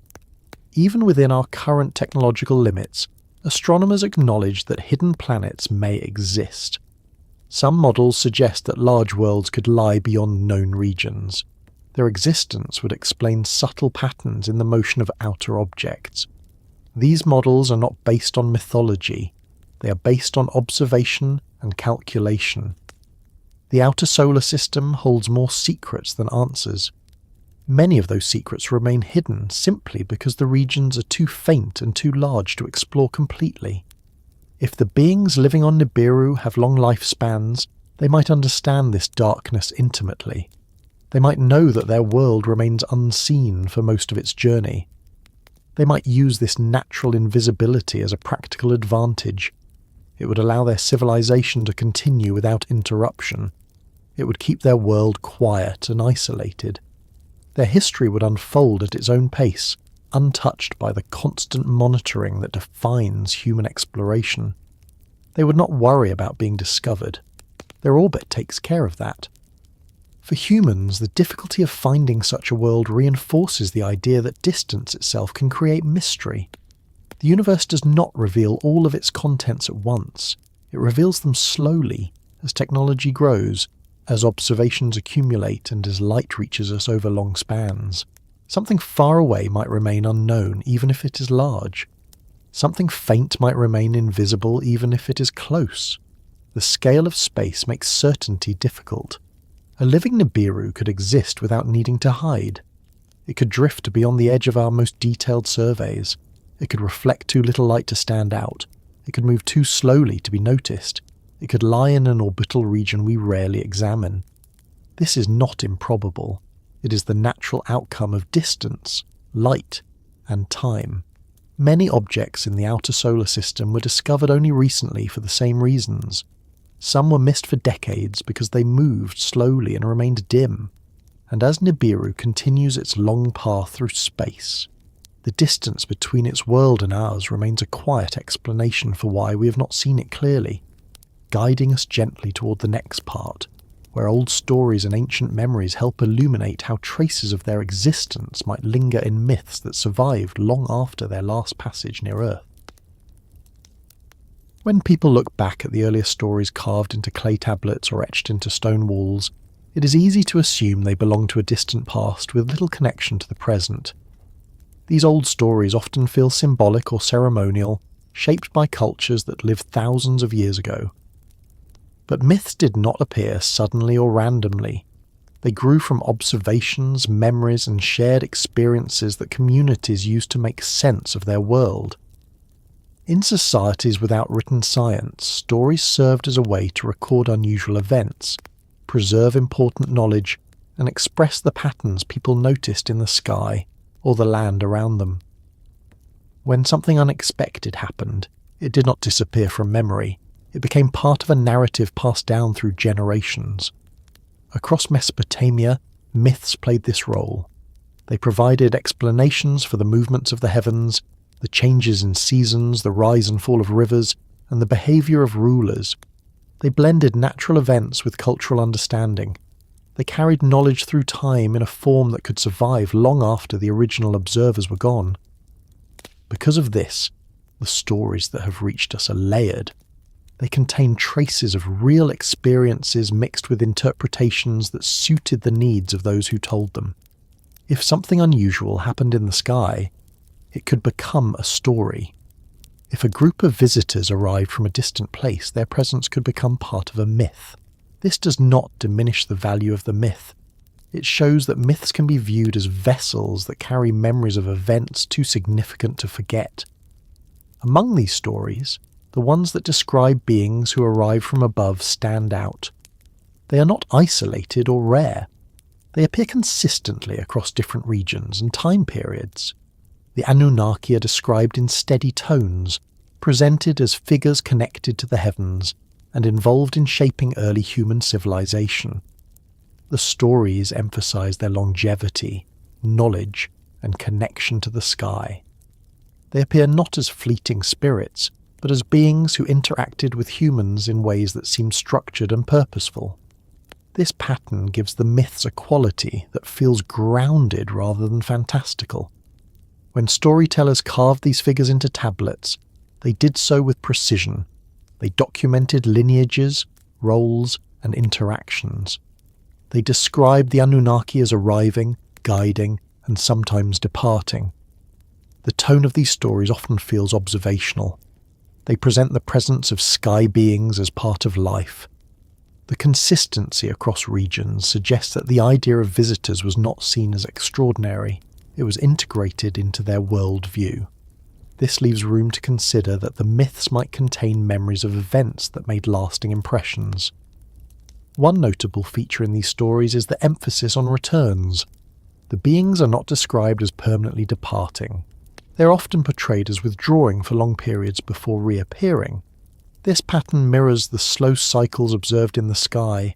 Some stars or planets disappear for long intervals before returning. Ancient people noticed these patterns and tied them to their understanding of time. A world with a long orbit could appear briefly and then vanish from view for ages, only to return. In a culture where celestial movements were used to track seasons and predict events, such a pattern would not be seen as strange. It would be interpreted as part of the natural order. If a distant world passed near Earth in the ancient past, its appearance could have been recorded as the arrival of beings from the sky. Its disappearance could have been interpreted as their departure. The long gap between visits would feel normal to beings accustomed to a slow orbit, but to humans who lived shorter lives, the gap would feel immense. Over generations, the memory of their visits could become embedded in mythology. The stories would preserve the knowledge even if the original context faded. This would explain why some myths speak of beings who promised to return, but did not reappear within the span of recorded history. In many Mesopotamian texts, the return of the gods is mentioned with steady confidence. They are described as beings who come back when the time is right. The timing is tied to cosmic cycles rather than human timelines. This sense of return does not imply urgency. It reflects patience. It suggests a rhythm beyond human understanding. For societies with deep connections to astronomical patterns, this made sense. A celestial body returning after long absence would be interpreted as a sign of reappearance. The beings associated with that body would be seen as returning as well. Since the orbit of a world like Nibiru would move slowly, the intervals between its close approaches to Earth could be enormous. Civilizations could rise and fall entirely between visits. The memories of those visits would be stored in myths rather than precise records. The more time passed, the more the stories would take symbolic forms, but the underlying memory of arrival and departure would remain. The structure of those stories would preserve the sense of return. Another detail that appears in ancient narratives involves cycles of renewal. In some myths, the Anunnaki are said to bring knowledge during certain periods and withdraw it during others. These cycles reflect agricultural rhythms, astronomical movements, and environmental changes. They create a pattern in which the presence of the sky beings aligns with significant shifts in human development. If a civilization visited Earth intermittently, the timing of those visits could match periods of sudden advancement. Ancient people might have interpreted these episodes as gifts from the gods. Stories from different regions reflect similar themes. Beings from the sky bring tools, structure, writing, measurement, or agriculture. They help establish order, they interact with rulers, they leave instructions, then they depart. These patterns appear in many early civilizations. The consistency across cultures suggests that the concept of visitors was common. This does not require a literal interpretation. It simply means that the idea had weight. It resonated deeply with societies that tracked celestial movements and viewed the sky as a realm of significance. If those visitors originated from a distant world, then the myths might contain faint traces of how ancient people understood them. For example, some stories describe the gods moving across the sky on paths that resemble orbital tracks. Others mention long periods of absence that align with cycles far longer than human lifetimes. Some myths describe the return of the sky beings as part of the natural order, tied to celestial timing rather than individual decisions. These details suggest a pattern that could correspond to the long movement of a distant world. Many myths describe a time when the sky seemed closer. They speak of periods when the gods walked among humans, sharing knowledge and shaping the early world. Later stories describe these beings returning to the sky, leaving humanity to develop independently. If these narratives contain echoes of real interactions, then the memory of those interactions would naturally evolve into myth as time passed. Over centuries the details could shift, but the structure would remain. The story would preserve the memory even as interpretation changed. The idea of a return appears in texts from Sumer, Akkad, Babylon, and other cultures of the region. It is not always dramatic. Sometimes it is stated calmly, as if the cycle is simply part of the natural order. This calm tone mirrors the tone used to describe the Anunnaki themselves. They are not portrayed as unpredictable. They are described as steady and long-lived. Their actions reflect deliberation rather than haste. This tone matches the behavior of beings who live on a world with long cycles. Their sense of timing would naturally differ from humans. These myths sometimes mention signs that precede a return. They describe changes in the sky or unusual celestial events. They mention alignments or movements that signal the reappearance of the gods. These signs resemble astronomical patterns. They hint that the return is tied to the movement of a celestial body rather than an individual choice. This detail suggests that the people telling these stories observed the sky carefully and interpreted its changes as indications of the god's presence. The steady rhythm of these myths gives them a quality that does not feel rushed. They describe cycles unfolding across long spans. They emphasize patience and continuity. This tone fits well with the idea that the beings they describe might still exist, living on a distant world that continues its slow path through space. If the myths preserve memories of contact, then the idea of return would be tied not to prophecy, but to orbital timing. Across centuries, these stories spread and evolved. They adapted to new cultures and languages. They were interpreted differently depending on the needs of each era. But the underlying structure often remained. Visitors arrive from the sky. They interact with humans. They leave. They might return. The pattern repeats. This repetition suggests a story rooted in something memorable. A society would not preserve such details for thousands of years unless they held significance. In later cultures, these myths blended with other traditions. The identities of the sky beings changed names. Their roles shifted. Their stories intertwined with local legends. But the idea of beings returning from the heavens persisted. This persistence points to a deep resonance that survived long after the original context faded. It hints at a memory strong enough to anchor itself in the collective imagination. If the beings themselves still thrive on their distant world, then the myths might represent the earliest traces of their interactions. The stories would not be precise records. They would be reflections of moments when worlds briefly touched. These moments would be rare because the long orbit of their world would place it far from Earth for most of its journey. But the memory of those encounters could persist, evolving into myth over time. This does not suggest that the gods described in myths are exact depictions of the beings who might live on Nibiru. It suggests that the stories could contain fragments of memory. These fragments would be shaped by interpretation, symbolism, and cultural language. They would be passed down through generations, preserved because of their significance. Myths often contain truths wrapped in narrative. They carry information that cannot be expressed in direct terms. The slow return of a distant world would not be predicted easily. Its long orbit would place it beyond visibility for generations. When it reappeared, ancient people would see it as the return of the gods. They would record the event in stories. These stories would become part of their identity. When the world disappeared again, the memory would shift into myth. The next return would occur long after the storytellers were gone. This cycle would create narratives that stretch across ages. As these stories travelled through time, they continued to carry the idea that the sky once held visitors who shaped the early world. They carried the sense that these visitors could return, not suddenly, not dramatically. But according to a rhythm humans did not control.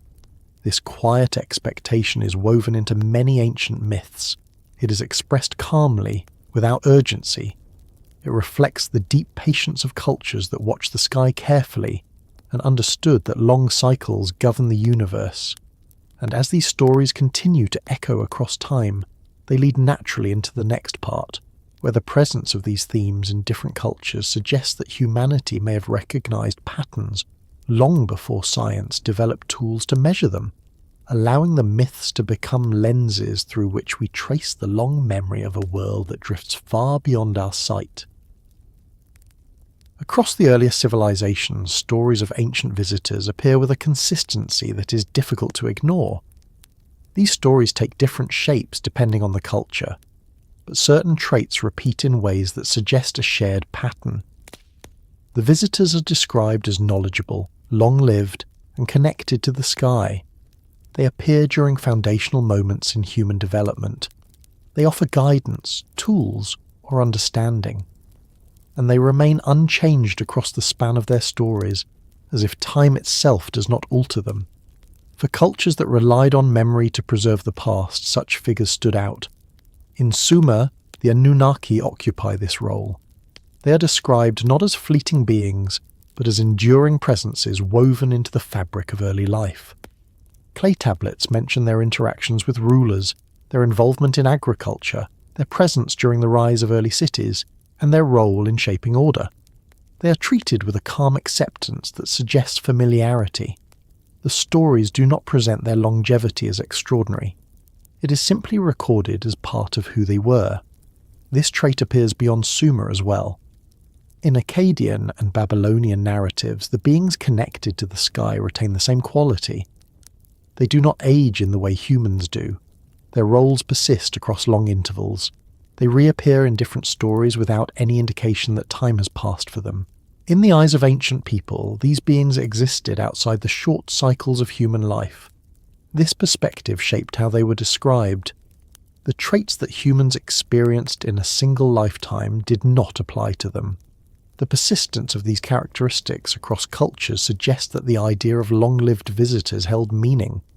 In societies where life expectancy was limited, the concept of beings who remained unchanged for generations would have been remarkable. Yet the tone of the stories does not exaggerate this detail. It is presented matter-of-factly, as though the existence of such beings was something understood, even if it was not fully explained. If the visitors came from a distant world where lifespans stretched across thousands of years, this trait would be natural. The difference between their experience of time and the human experience of time would create a disparity that ancient people might describe as immortality. In reality, it would simply reflect a biological rhythm shaped by a planet with long cycles. Their bodies would evolve to endure slow seasons, slow changes, and slow environments. Their longevity would not be supernatural, it would be biological. This longevity would create a specific impression on human observers. If a group of beings returned to Earth after a long absence, their unchanged appearance would stand out. Humans age quickly. A visitor returning after several human generations would encounter communities that had changed entirely. For the visitors, the interval might feel short. For humans, it would feel immense. This difference in perception would naturally lead to stories describing the visitors as ageless. These stories appear not only in Mesopotamia but in other regions as well. In early Egyptian narratives, certain deities are described as having lived during an age before kings, guiding rulers for centuries and withdrawing only after establishing stability. Their descriptions match those of beings who experience time differently. They are portrayed as enduring presences whose knowledge does not erode. They are not born, grow old, and die. They exist across vast spans. This portrayal would be consistent with beings whose biology aligns with the slow cycles of a distant world. Similar patterns emerge in early Indian texts, where figures associated with the sky are described as long-lived and deeply aware of cosmic rhythms. Their presence extends across eras. They reappear consistently throughout different stories, maintaining the same roles and characteristics. The tone of these stories does not suggest myth-making for entertainment. It suggests the preservation of memories across generations. In early South American civilizations too, the idea of sky beings who never aged appears. In some narratives, these beings bring knowledge or tools and then depart, leaving behind a culture altered by their presence. These stories emphasize endurance and stability. The visitors are unaffected by time. They leave and return without showing signs of change. The people who remember them describe them with reverence, often associated with the stars. The consistency of these patterns suggests that ancient people across different regions held similar ideas about visitors who moved differently through time. These ideas did not form suddenly or without reason. They emerged from observations, interactions, or inherited memories. For the people telling these stories, the difference between human aging and the apparent non-aging of the visitors would have been striking enough to preserve in narrative. If the visitors observed Earth periodically, this would create a pattern in which they appear, interact, and disappear. For humans, each appearance might represent a new age.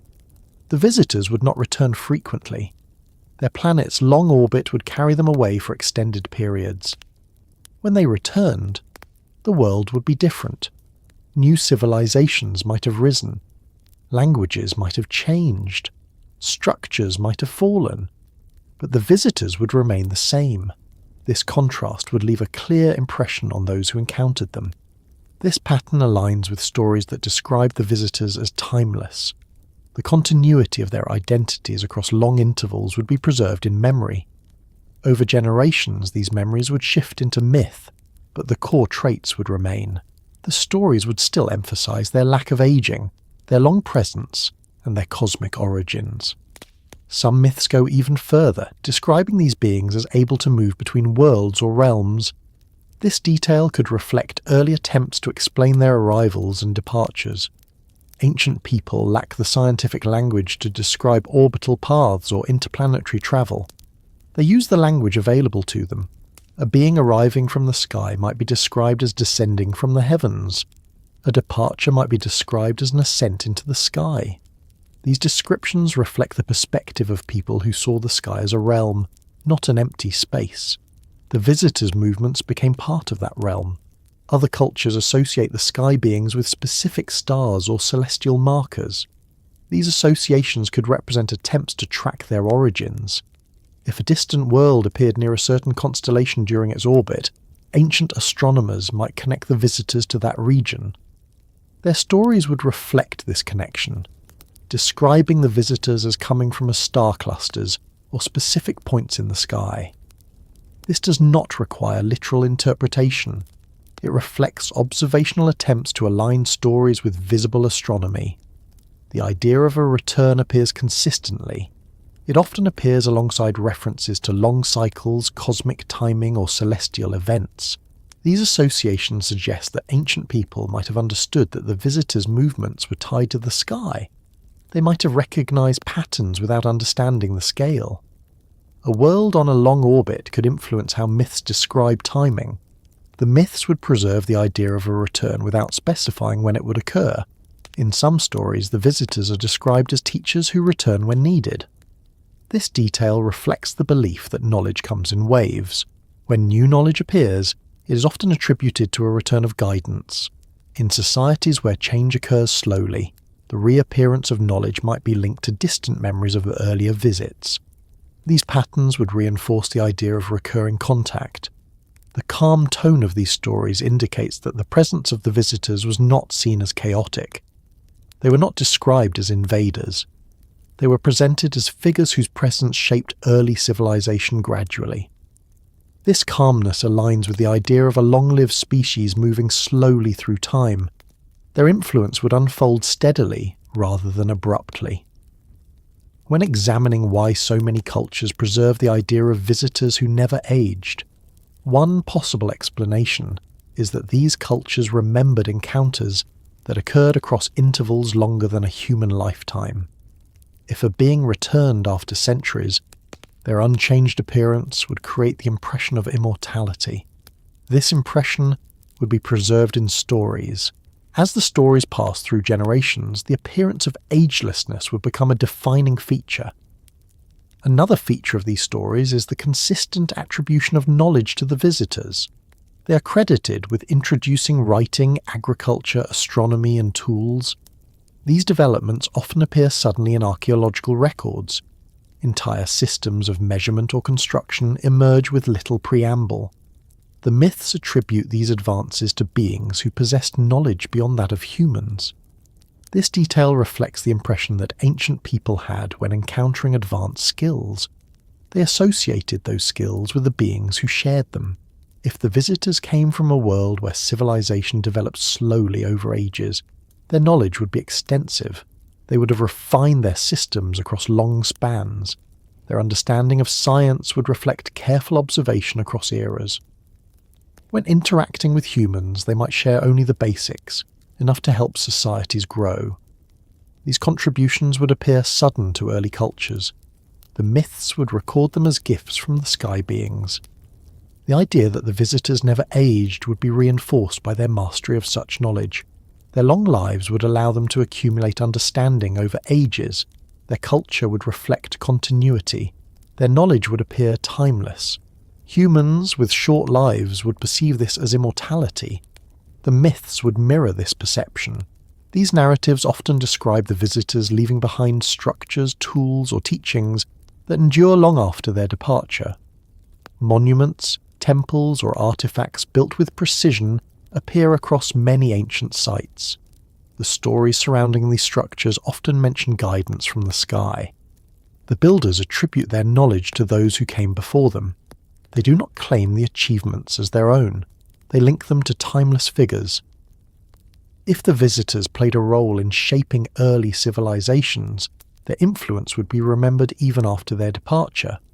The myths would preserve that connection. Over time, the stories would adapt to new languages and cultures, but the essence would remain. The presence of ageless visitors would remain central to the memory. All of this creates a pattern in which the idea of long-lived visitors holds a consistent place across many early cultures. This pattern does not require literal interpretation. It suggests that human memory preserves certain impressions with remarkable durability.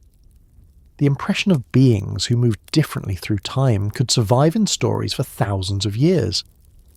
And as the myths continue to echo through history, they lead naturally into the next part, where the interplay between ancient memory, modern science, and lingering skepticism begins to shape how people today interpret the possibility of a distant world whose inhabitants may still exist, moving slowly through the vastness of space. Humanity has always looked up at the sky with a mix of certainty and uncertainty, balancing what is known with what remains outside the reach of measurement. Even today, with telescopes that can detect light from stars thousands of light years away, the space surrounding our own solar system contains regions that remain uncharted. Astronomers understand the behaviour of many worlds near the Sun. They track their movements, map their paths, and study their compositions. But as distance increases, clarity decreases.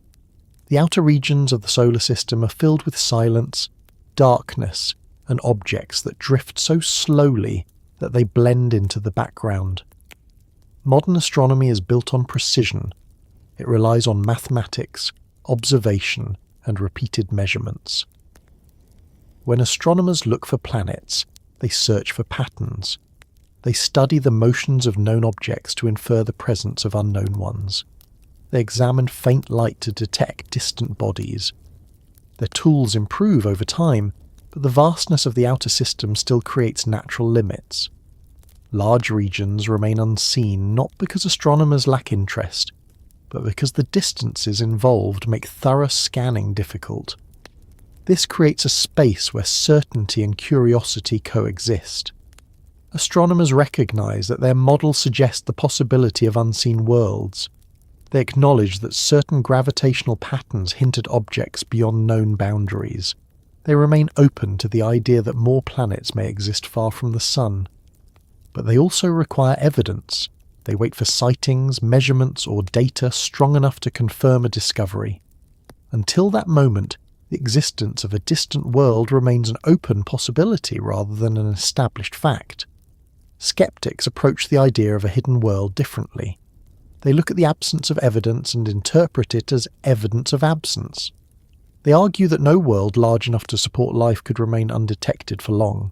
They emphasize the ability of modern telescopes to scan the sky in great detail. They trust the data currently available. Their arguments stem from a confidence in existing instruments and observations. They acknowledge the unknown but rely on what has been recorded. Between these perspectives lies a wide space where questions are explored carefully. In this space, astronomers recognize the limits of their knowledge, and skeptics ask for stronger evidence. Both viewpoints contribute to understanding. Both play a role in shaping how society interprets the possibility of distant planets. The dialogue between them maintains balance. One of the reasons the idea of a distant world continues to occupy this space is that the outer solar system contains objects that were discovered only recently. Some of them are large, faint, and far from the Sun. A few were found because their gravitational influence suggested their presence long before they were seen directly. Others were detected only after persistent scanning of small areas. These discoveries show that the outer solar system still holds unexplored regions. When astronomers talk about the possibility of another distant planet, they do so cautiously. They recognize that certain orbital patterns among smaller objects might be shaped by something larger. These patterns appear in the behavior of distant icy bodies and scattered objects. The consistency of these patterns suggests that something massive might be influencing them. This is not based on speculation. It is based on observations of how gravity affects motion. But until a world is seen directly, astronomers maintain a careful tone. Skeptics respond by highlighting the lack of direct images. They point out that recent surveys have covered many sections of the sky. They emphasize that no planet has been conclusively identified. They argue that if a large world existed, its gravitational influence would be more obvious. They rely on measurable data and question interpretations that stretch beyond confirmed observations. This approach serves as a counterbalance, ensuring that theories remain grounded in evidence. The dialogue between astronomers and skeptics reflects a broader pattern in science. Discovery often begins with hints. Patterns appear before explanations. Theories emerge before proof. Over time, evidence accumulates. Some theories become accepted, others fade. Through this process, the understanding of the universe expands gradually. The idea of a hidden world follows this pattern. It sits in a transitional space where observations suggest possibilities, but confirmation remains distant. This cautious environment creates an opening where ancient stories can be considered in a new light. Myths describing visitors from the sky intersect with scientific inquiry at a point where neither fully answers all questions. Science acknowledges the limits of observation. Myth preserves memories that cannot be measured. Between them lies a quiet space where imagination and reasoning can coexist without conflict. This space allows people to explore ideas without needing immediate certainty. When astronomers study the outer regions of the solar system, they recognize that certain objects move strangely. Their orbits stretch farther than expected. Their paths tilt in unusual ways. These motions hint at influences that do not match the positions of known planets. Some models propose that a large world could cause these patterns. The models differ in details, but they share the idea that something massive might exist far beyond Neptune. This possibility does not require mythology. It emerges from math. Skeptics point out that these models can be explained by alternative factors. They note that the sample of distant objects is small. They argue that more data is needed before asserting the existence of a new world. They emphasize that the distribution of distant objects might be an observational artifact rather than a true pattern. These arguments highlight the complexity of interpreting data in regions where detection is difficult. The open space between these perspectives creates room for continued observation. Astronomers do not dismiss skeptics. Skeptics do not dismiss astronomers. Both groups recognize that the outer solar system remains mysterious. This shared recognition supports continued study, and it allows the idea of a distant world to remain plausible without requiring immediate proof. This same space of uncertainty also accommodates the ancient stories that describe visitors from the sky. While science does not rely on myth, it does not negate the possibility that myths contain fragments of memory shaped by events long ago. The stories speak of beings who lived long lives, arrived from the sky, and interacted with early civilizations. These stories persisted because they held significance for those who preserved them. Astronomers do not use myth as evidence, but the presence of these stories across cultures raises interesting parallels. Myths describe periodic returns. Science describes long orbits. Myths describe beings whose lifespans exceed human scales. Science acknowledges that life on a distant world might evolve differently. Myths describe knowledge brought from the sky. Science recognizes the possibility that advanced civilizations could exist elsewhere. These parallels do not prove anything. They simply show that human thought has explored the possibility of distant worlds and visitors long before telescopes existed. This alignment reflects the natural human tendency to interpret the unknown through stories. It also shows that curiosity about the sky has always been part of human experience. In the scientific community, the challenge of detecting distant worlds remains substantial. Telescopes must scan enormous regions. Exposure times must be long. Repeat observations must confirm motion. These tasks require patience. The outer solar system does not reveal its secrets quickly. This slow process matches the rhythm of the region itself. Objects move slowly. Light travels faintly. Time stretches across vast distances. If a world such as Nibiru exists, it would drift through these regions with the same quiet movement. It would not announce itself. It would not appear suddenly. It would move through the darkness according to the natural pace of its orbit. It would influence nearby objects faintly. It would reflect light weakly. Its presence would be subtle. Detection would require persistent effort. Astronomers continue to refine their tools. New surveys cover larger regions, improved detectors capture fainter signals, Adaptive optics correct distortions. Space telescopes avoid atmospheric interference. Each advancement increases the chance of discovering distant worlds. But none of these tools guarantee immediate discovery. They simply increase possibilities over time. In this evolving landscape, skeptics maintain valuable caution. They remind researchers to rely on strong evidence. They help prevent premature conclusions. Their presence in the conversation ensures that theories remain grounded. They support the careful pace of scientific progress. This careful pace mirrors the slow movement of distant objects. It encourages steady observation rather than rushed conclusions. Meanwhile, the ancient stories continue to offer context for human curiosity. They show that people observed the sky long before modern science. They highlight how early civilizations interpreted celestial events. They reflect the deep connection between human culture and the sky. Even though myths and science use different languages, they both explore the same universe. This intersection creates a quiet space where the idea of a distant world remains possible without disrupting scientific principles. It allows people to imagine life on a world far from the sun. It encourages exploration of ideas that science has not yet confirmed or denied. It respects both evidence and possibility. The distance between Earth and any potential hidden world creates a natural barrier. Communication across such distances would be difficult.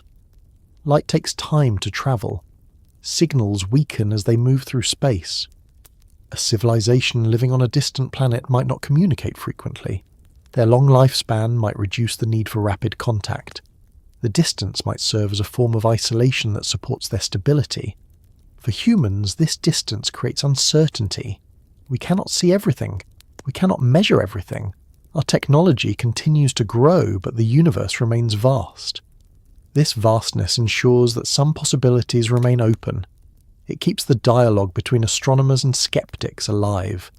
It preserves the space for wondering without undermining the need for evidence. If the beings who inspired ancient stories still exist, they would be living in this distant region. Their world would move slowly. Their society would endure. Their presence would remain unseen because the distance protects them naturally. They would not need to hide or reveal themselves. Their orbit would define their timing. For astronomers, the search continues. For skeptics, the requirement for evidence remains steady. And for those who explore the idea of ancient visitors, the myths provide a sense of continuity that connects early observations to modern curiosity. As this space between knowing and wondering continues to stretch across time, it guides gently into the next part, where the possibility of future contact becomes something shaped not by urgency, but by the slow rhythm of a world that moves far beyond the speed of human calendars. When imagining the possibility of contact with a civilization that has spent ages travelling through a long orbit far beyond the reach of our instruments, it's helpful to think about what such contact would mean not only in terms of technology or knowledge, but in terms of human psychology, culture, and identity. Humanity has spent thousands of years looking outward, wondering what lies beyond the familiar. Our earliest stories describe visitors from the sky. Our earlier scientists traced the movements of lights across the darkness. Our modern instruments continue this tradition with greater precision, but the impulse behind it remains the same, a desire to understand the larger universe and our place within it. If a distant world like Nibiru exists, and if its inhabitants still thrive on their slow-moving planet, the possibility of renewed contact would carry profound implications. These implications extend beyond scientific curiosity. They reach into how humanity sees itself, how societies interpret the unknown, and how civilizations respond when faced with something older, steadier, and far longer lived than anything familiar. The first impact would involve perspective. Humans live in short spans relative to the vast cycles of the cosmos. Entire generations come and go while the planets continue their steady paths. Our history feels long to us, but it represents only a small fraction of cosmic time. Contact with a civilization shaped by a long orbit would place our own sense of time into a different frame. It would reveal how brief human eras truly are. The beings arriving from such a world would carry memories stretching across ages. Their culture would reflect continuity we rarely experience. This difference would create a shift in how humanity understands time. Such a shift would not need to be dramatic. It would unfold slowly as people absorb the idea that another civilization experiences life in arcs that span thousands of years.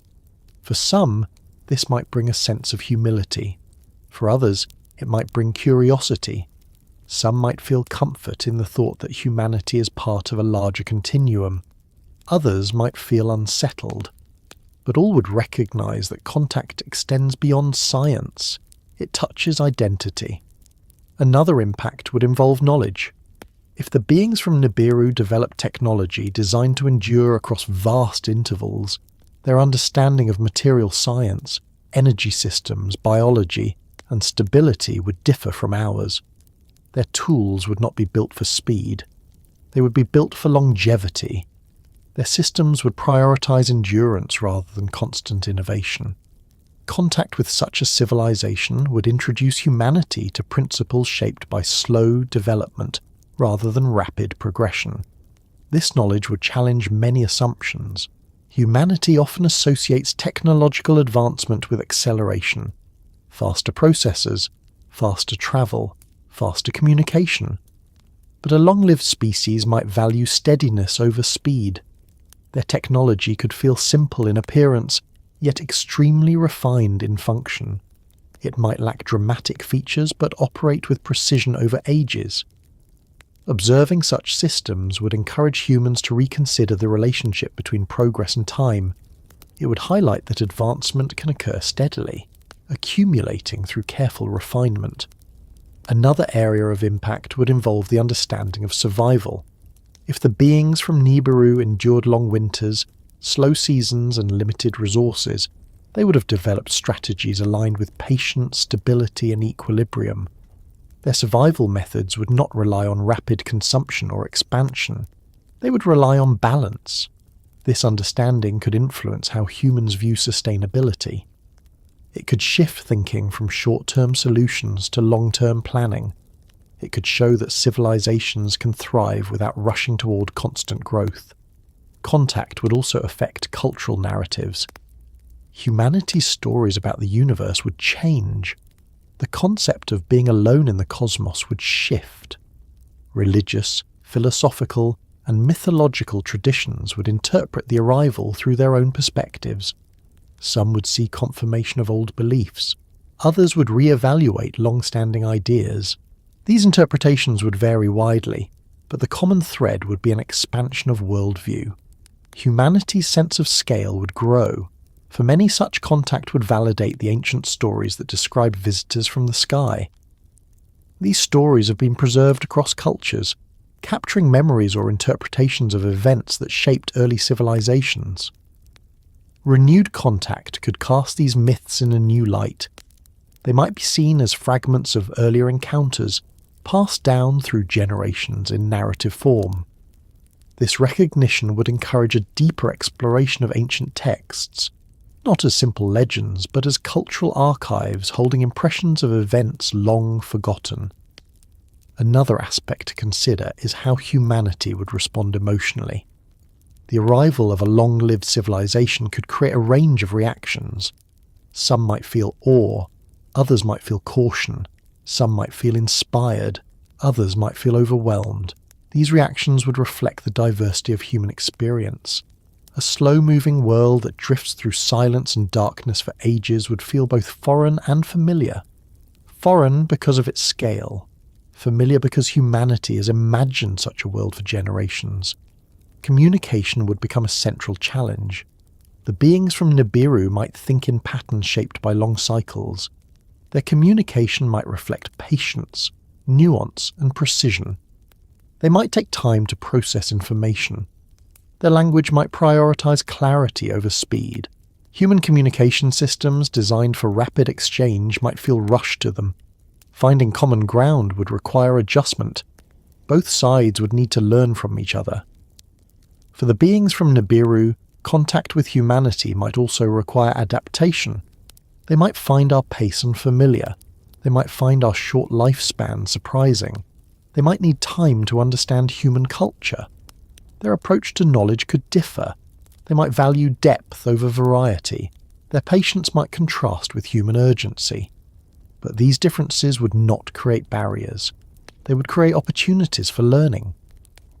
If contact occurred gradually, guided by mutual understanding, it could lead to a peaceful exchange of knowledge. Humanity could learn about long-term stability, slow development, and the value of continuity. The beings from Nibiru could learn about rapid creativity, adaptation, and innovation. Both societies could benefit from this blend of perspectives. The scientific impact would be significant. Humanity would gain insights into biology shaped by long cycles, energy systems built for endurance, and environmental adaptations that unfold across ages. These insights could lead to advancements in medicine, engineering, sustainability, and astronomy. Understanding how a long-lived civilization maintains equilibrium with its environment could help address challenges on Earth. The exchange would not need to be immediate. It could unfold slowly, allowing both sides to adapt. Another aspect involves the perception of distance. A world on a long orbit spends most of its time far from the Sun. Contact with such a civilization would reveal the scale of that distance. Humans would gain a deeper understanding of how vast the solar system truly is. This understanding would reshape exploration. It would encourage long-term projects. It would inspire technologies built to operate over extended spans. Humanity might begin to think in terms of centuries rather than decades. This shift would align more closely with the rhythm of the distant world. If contact includes technological demonstration, the impact would extend even further. Observing tools built to last thousands of years would challenge human engineering principles. It would reveal new approaches to durability and efficiency. Learning from such designs could influence architecture, infrastructure, and resource use on Earth. The idea of building for stability rather than replacement could reshape how societies think about progress. For many people, contact would also bring comfort. The universe would feel less empty. Humanity would feel part of a larger network of life. This sense of connection could strengthen global unity. It could encourage cooperation rather than competition. It could shift focus from short-term concerns to long-term goals. Humanity might begin to see itself as a participant in a broader cosmic context. At the same time, contact could introduce challenges. Some might fear the unknown. Some might question the intentions of a civilization that lives so long. These concerns would reflect human experience rather than evidence. The beings from Nibiru, shaped by slow cycles and steady rhythms, might not perceive conflict in the same way humans do. Their pace would reduce the likelihood of impulsive actions. Their history would emphasize continuity, but human concerns would need time to settle. Contact would unfold gradually, allowing trust to develop. Much of what contact would mean depends on how the beings from Nibiru understand humanity. If they observed Earth during earlier visits, they might recognize familiar patterns. They might see how human civilizations rise and fall. They might understand that human time moves quickly. They might adjust their approach accordingly. They might communicate patiently, offering information slowly. They might allow humanity to absorb changes at a manageable pace. For humanity, the knowledge that a civilization has existed for ages would bring perspective. It would show that survival is possible across immense spans.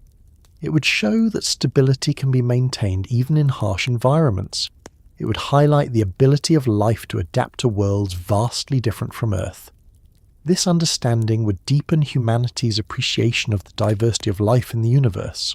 If contact occurred peacefully, it could become one of the most significant moments in human history. It would mark the beginning of a long dialogue between two civilizations shaped by different rhythms. It would encourage humanity to expand its view of time and existence. It would foster curiosity about how life develops under different conditions. This moment would not be defined by dramatic events. It would unfold quietly, reflecting the calm movement of a distant world. The beings from Nibiru would approach with patience. Humanity would respond gradually. The process would span years, perhaps decades.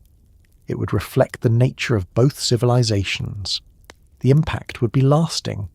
It would influence generations to come. As contact developed, humanity would continue to study the distant world. Telescopes might improve, observations might become clearer, models might refine the understanding of its orbit. The long journey of the world through space would become part of human awareness. Humanity would begin to track its movement, recognizing that it follows a path defined by gravity and time. This awareness would guide exploration. Missions might be planned for regions previously considered unreachable. Technologies would evolve to withstand long durations. Humanity would begin to think not only of years, but of centuries. This shift would align human exploration more closely with the long cycles of the distant world. As these changes unfold, they carry naturally into the next stage, where the search for a hidden world becomes a blend of scientific inquiry and human curiosity, guiding us toward the regions where distant planets drift quietly through the darkness, waiting for instruments sensitive enough to find them. The search for distant worlds has always been shaped by a mixture of careful measurement and lingering uncertainty. Astronomers build theories to explain the behavior of objects they can observe, and sometimes those theories point towards something they cannot yet see. This pattern has repeated many times in the history of astronomy. A hidden world leaves faint clues behind it, influencing the motion of other objects long before telescopes find it directly. These clues take the form of slight deviations, small shifts, or unusual patterns that do not match predictions. Over time, as data accumulates, the possibility of an unseen companion grows stronger. In the case of a distant world with a long orbit, the clues would be subtle. The region beyond Neptune contains objects that move along stretched paths, slow curves, and tilted tracks. Their behavior does not always align with the gravitational influence of the known planets. Some of them cluster in ways that seem deliberate. Others maintain orbits that defy simple models. The persistence of these anomalies suggests that something larger might be shaping their motions. This possibility has not been dismissed. It continues to appear in studies that examine the farthest regions of the solar system. When astronomers analyze these patterns, they follow a steady approach. They begin by observing distant objects over time, tracking their movements carefully. They collect data, compare it to predictions, and look for inconsistencies.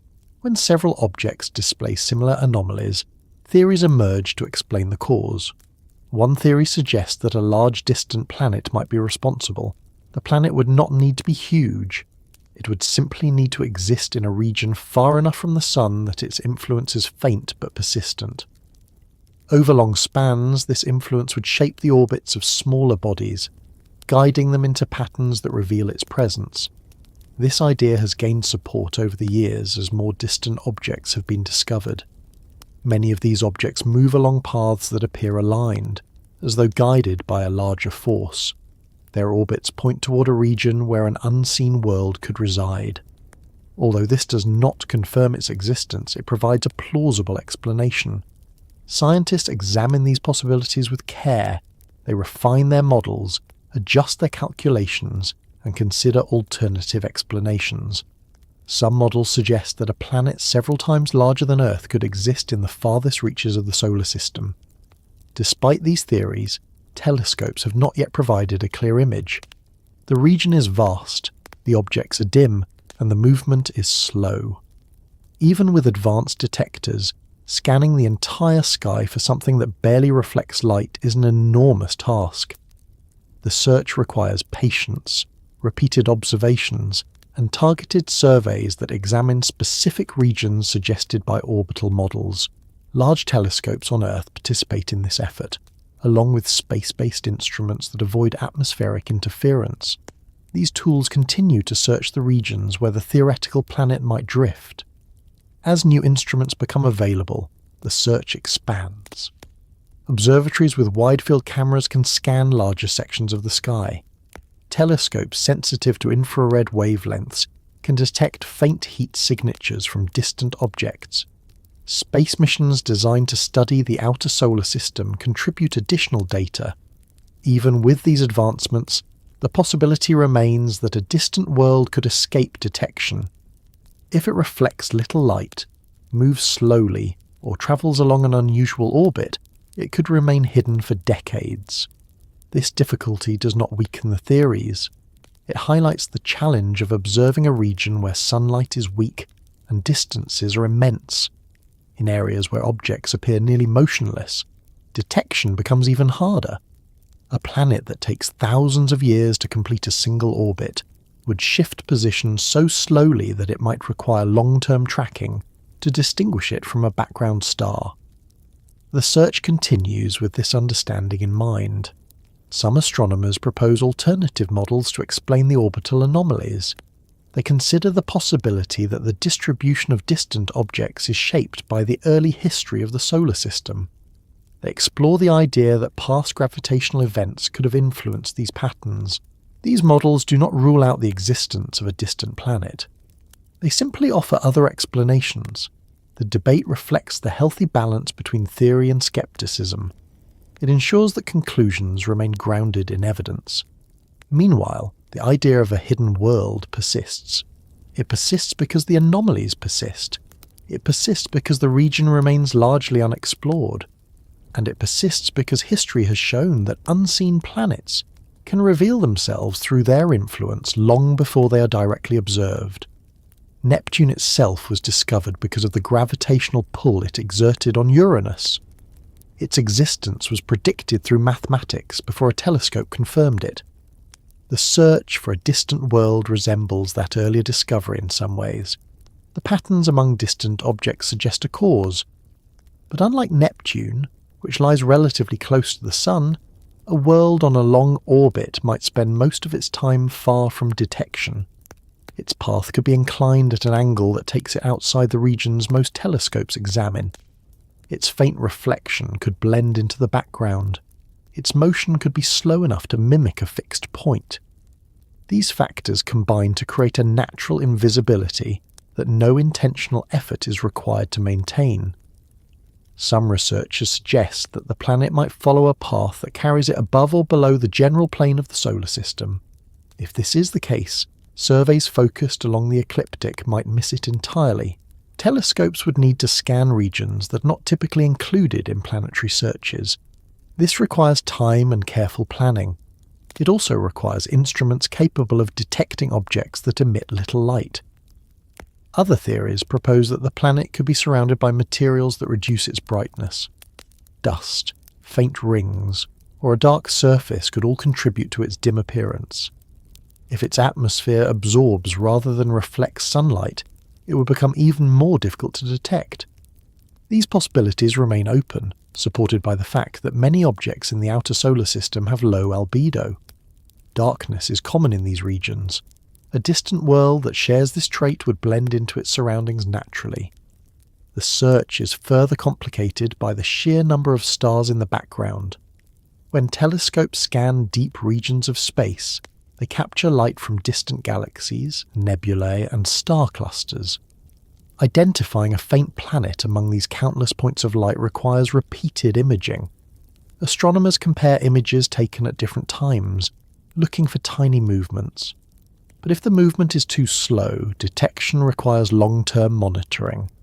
This process stretches across years. Advancements in digital imaging have helped. Automated programs can analyze thousands of images quickly, identifying subtle shifts. Machine learning techniques assist in filtering out noise. These tools improve the chances of finding faint objects. Still, the search is far from simple. A distant world remains elusive because nature places it in a region where visibility is limited. Space missions could improve this situation. Probes that travel to the outer solar system may carry instruments capable of detecting heat signatures too faint for Earth-based telescopes. Spacecraft in deep orbit could observe regions far from the inner planets. These missions are long-term projects, requiring decades to plan, launch, and complete. But they expand the search in ways that ground-based instruments cannot. As new data emerges, theories evolve. Some models adjust the predicted position of the distant world. Others refine the expected size or brightness. Each refinement narrows the search, guiding telescopes toward likely regions. The process continues steadily, reflecting the nature of the subject itself. A world that moves slowly requires a search that moves steadily. Progress is measured not in sudden discoveries, but in gradual accumulation of data. The idea of a distant planet also resonates with the way ancient cultures interpreted the sky. Myths describe visitors who appeared and disappeared according to long cycles. These stories might reflect memories of rare events shaped by the movement of celestial bodies. Modern astronomy, although grounded in measurement, acknowledges that long orbits can create patterns noticeable only across ages. The idea that a world moves through the solar system on a path so long that it escapes detection is consistent with both scientific possibility and ancient narrative. For scientists, the search remains rooted in data. They examine orbital distributions, analyze deviations, and calculate gravitational effects. They compare models with observations. They refine their predictions. This methodical approach continues even when direct evidence remains elusive. The persistence of these efforts reflects a recognition that the universe contains many hidden features. Discoveries often follow years of groundwork. Skeptics maintain that until a planet is seen, it cannot be confirmed.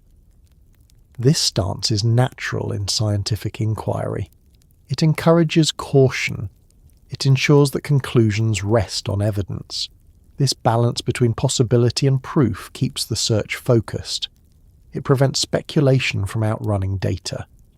In the space between these perspectives lies the quiet understanding that the outer solar system holds more mysteries than answers. Theories point towards something unseen. Telescopes search for faint signatures. Models adjust as new data arrives. And the idea of a distant world remains present because nothing has disproven it. The planet refuses to disappear from conversation because the anomalies do not disappear from observation. This persistence shapes the ongoing search. It encourages new surveys, inspires improved instruments, and supports missions that aim to explore the farthest regions. With every advancement, the possibility grows that one day the faint outline of a distant world will appear in an image. That moment may come quietly, emerging from a set of data points or a subtle shift between two frames. It will not erase the centuries of curiosity that came before it. It will simply mark another step in the gradual process of discovery. As the search continues, the idea of a distant world that still harbours life remains plausible. Its orbit keeps it far from observation. Its pace keeps it beyond the urgency of human time. Its presence lingers in theories that explain the movements of distant objects. Its influence shapes patterns that cannot be ignored. And as these ideas move steadily forward, they carry us gently into the final part, where the long arc of the distant world becomes a reflection of why the mystery endures and why the thought of a living Nibiru remains part of the quiet space between knowledge and possibility. When people look at the night sky, they often feel something steady and quiet move through them. The stars sit in place, the planets drift slowly, and the darkness stretches far beyond anything the mind can fully hold. Even with modern lights and screens, that feeling has not disappeared. It remains the same impulse that guided early civilizations when they looked upward for understanding. They told stories to make sense of the vastness. They created symbols to explain the movement of distant lights. They shaped identities around the beings they believed lived among the stars. These ideas stayed with humanity long after the earlier storytellers were gone. Among the stories that survived, the Anunnaki remain some of the most persistent. They appear in the oldest writings, carved into tablets that endure long after the cities around them turn to dust. Their names continue to circulate through modern culture, not because of ritual repetition, but because something about them resonates. They stand at the intersection of history, curiosity, and unanswered questions. They represent a blend of memory and imagination that continues to draw attention.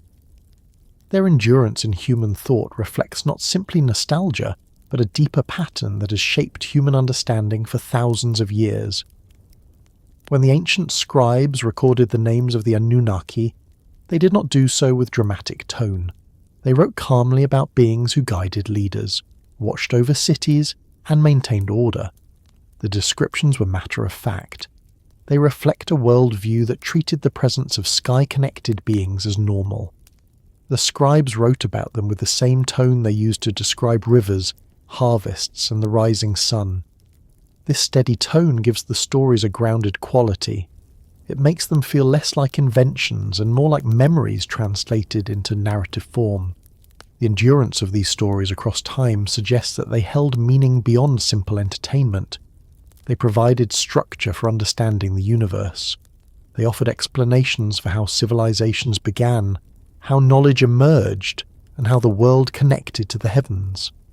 As societies changed, these ideas adapted. They blended with new cultures, took on new shapes, and appeared under new names. But the core image of long-lived visitors from beyond the sky remained.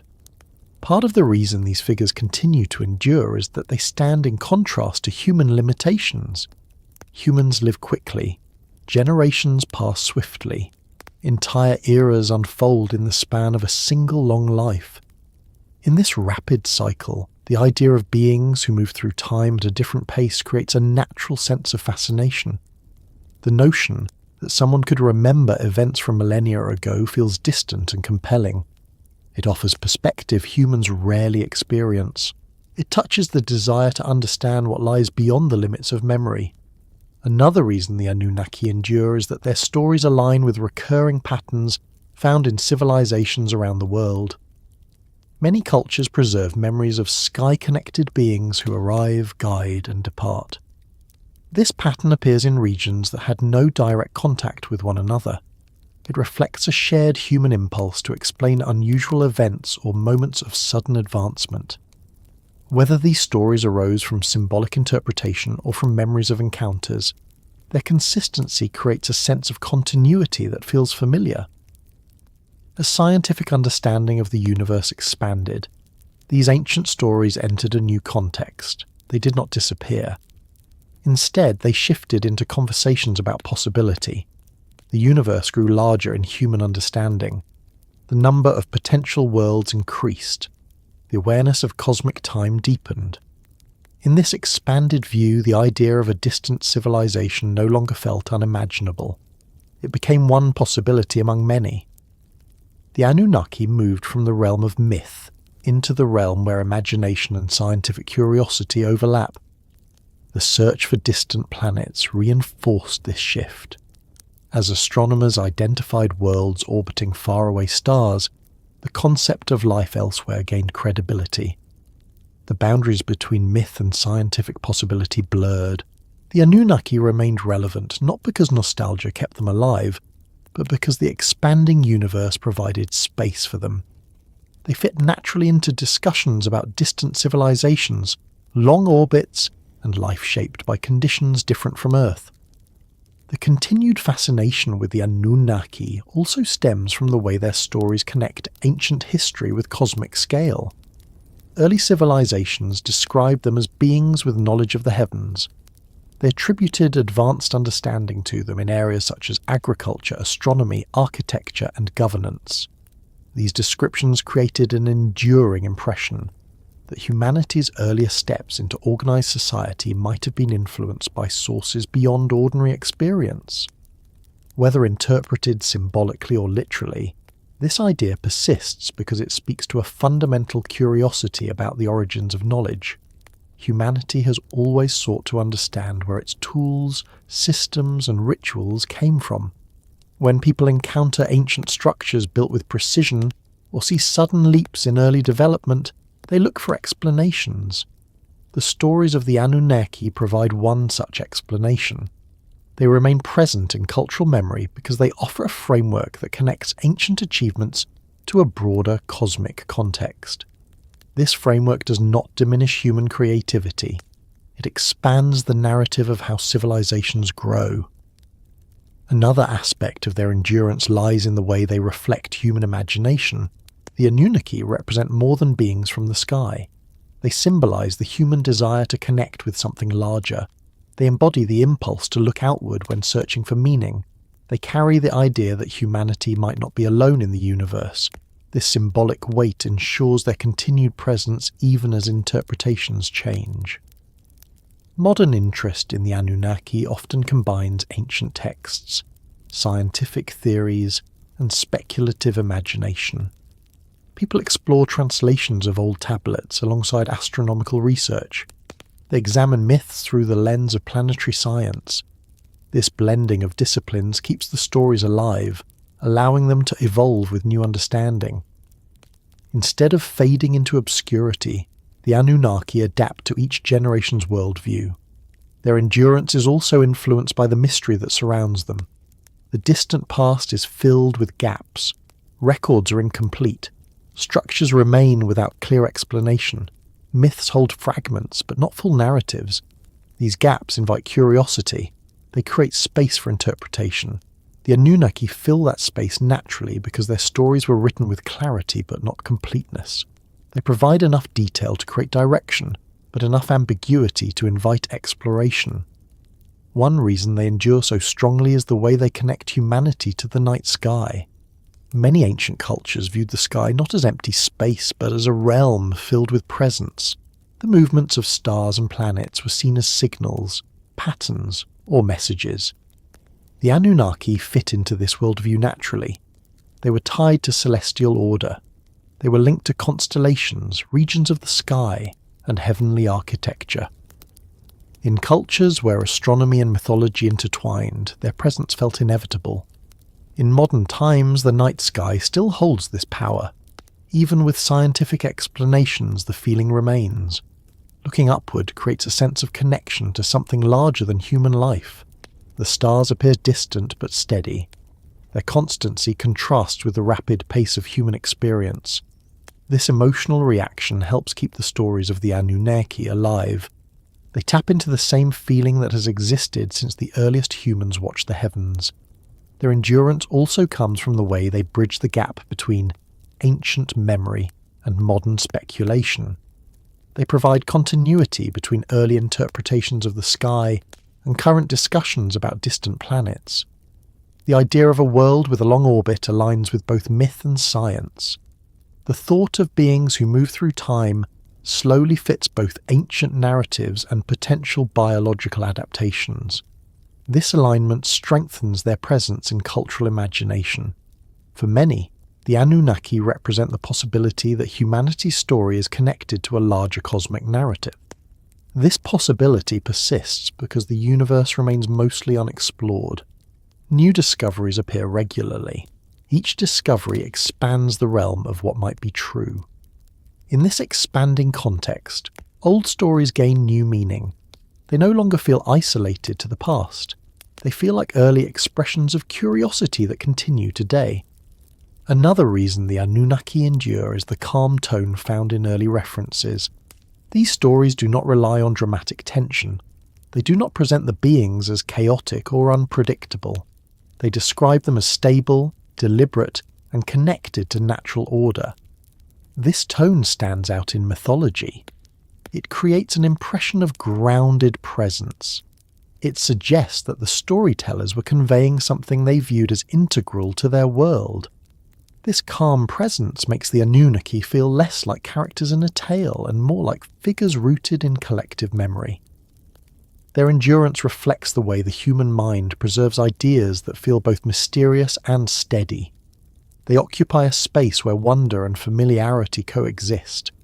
This balance allows them to remain relevant even as interpretations shift.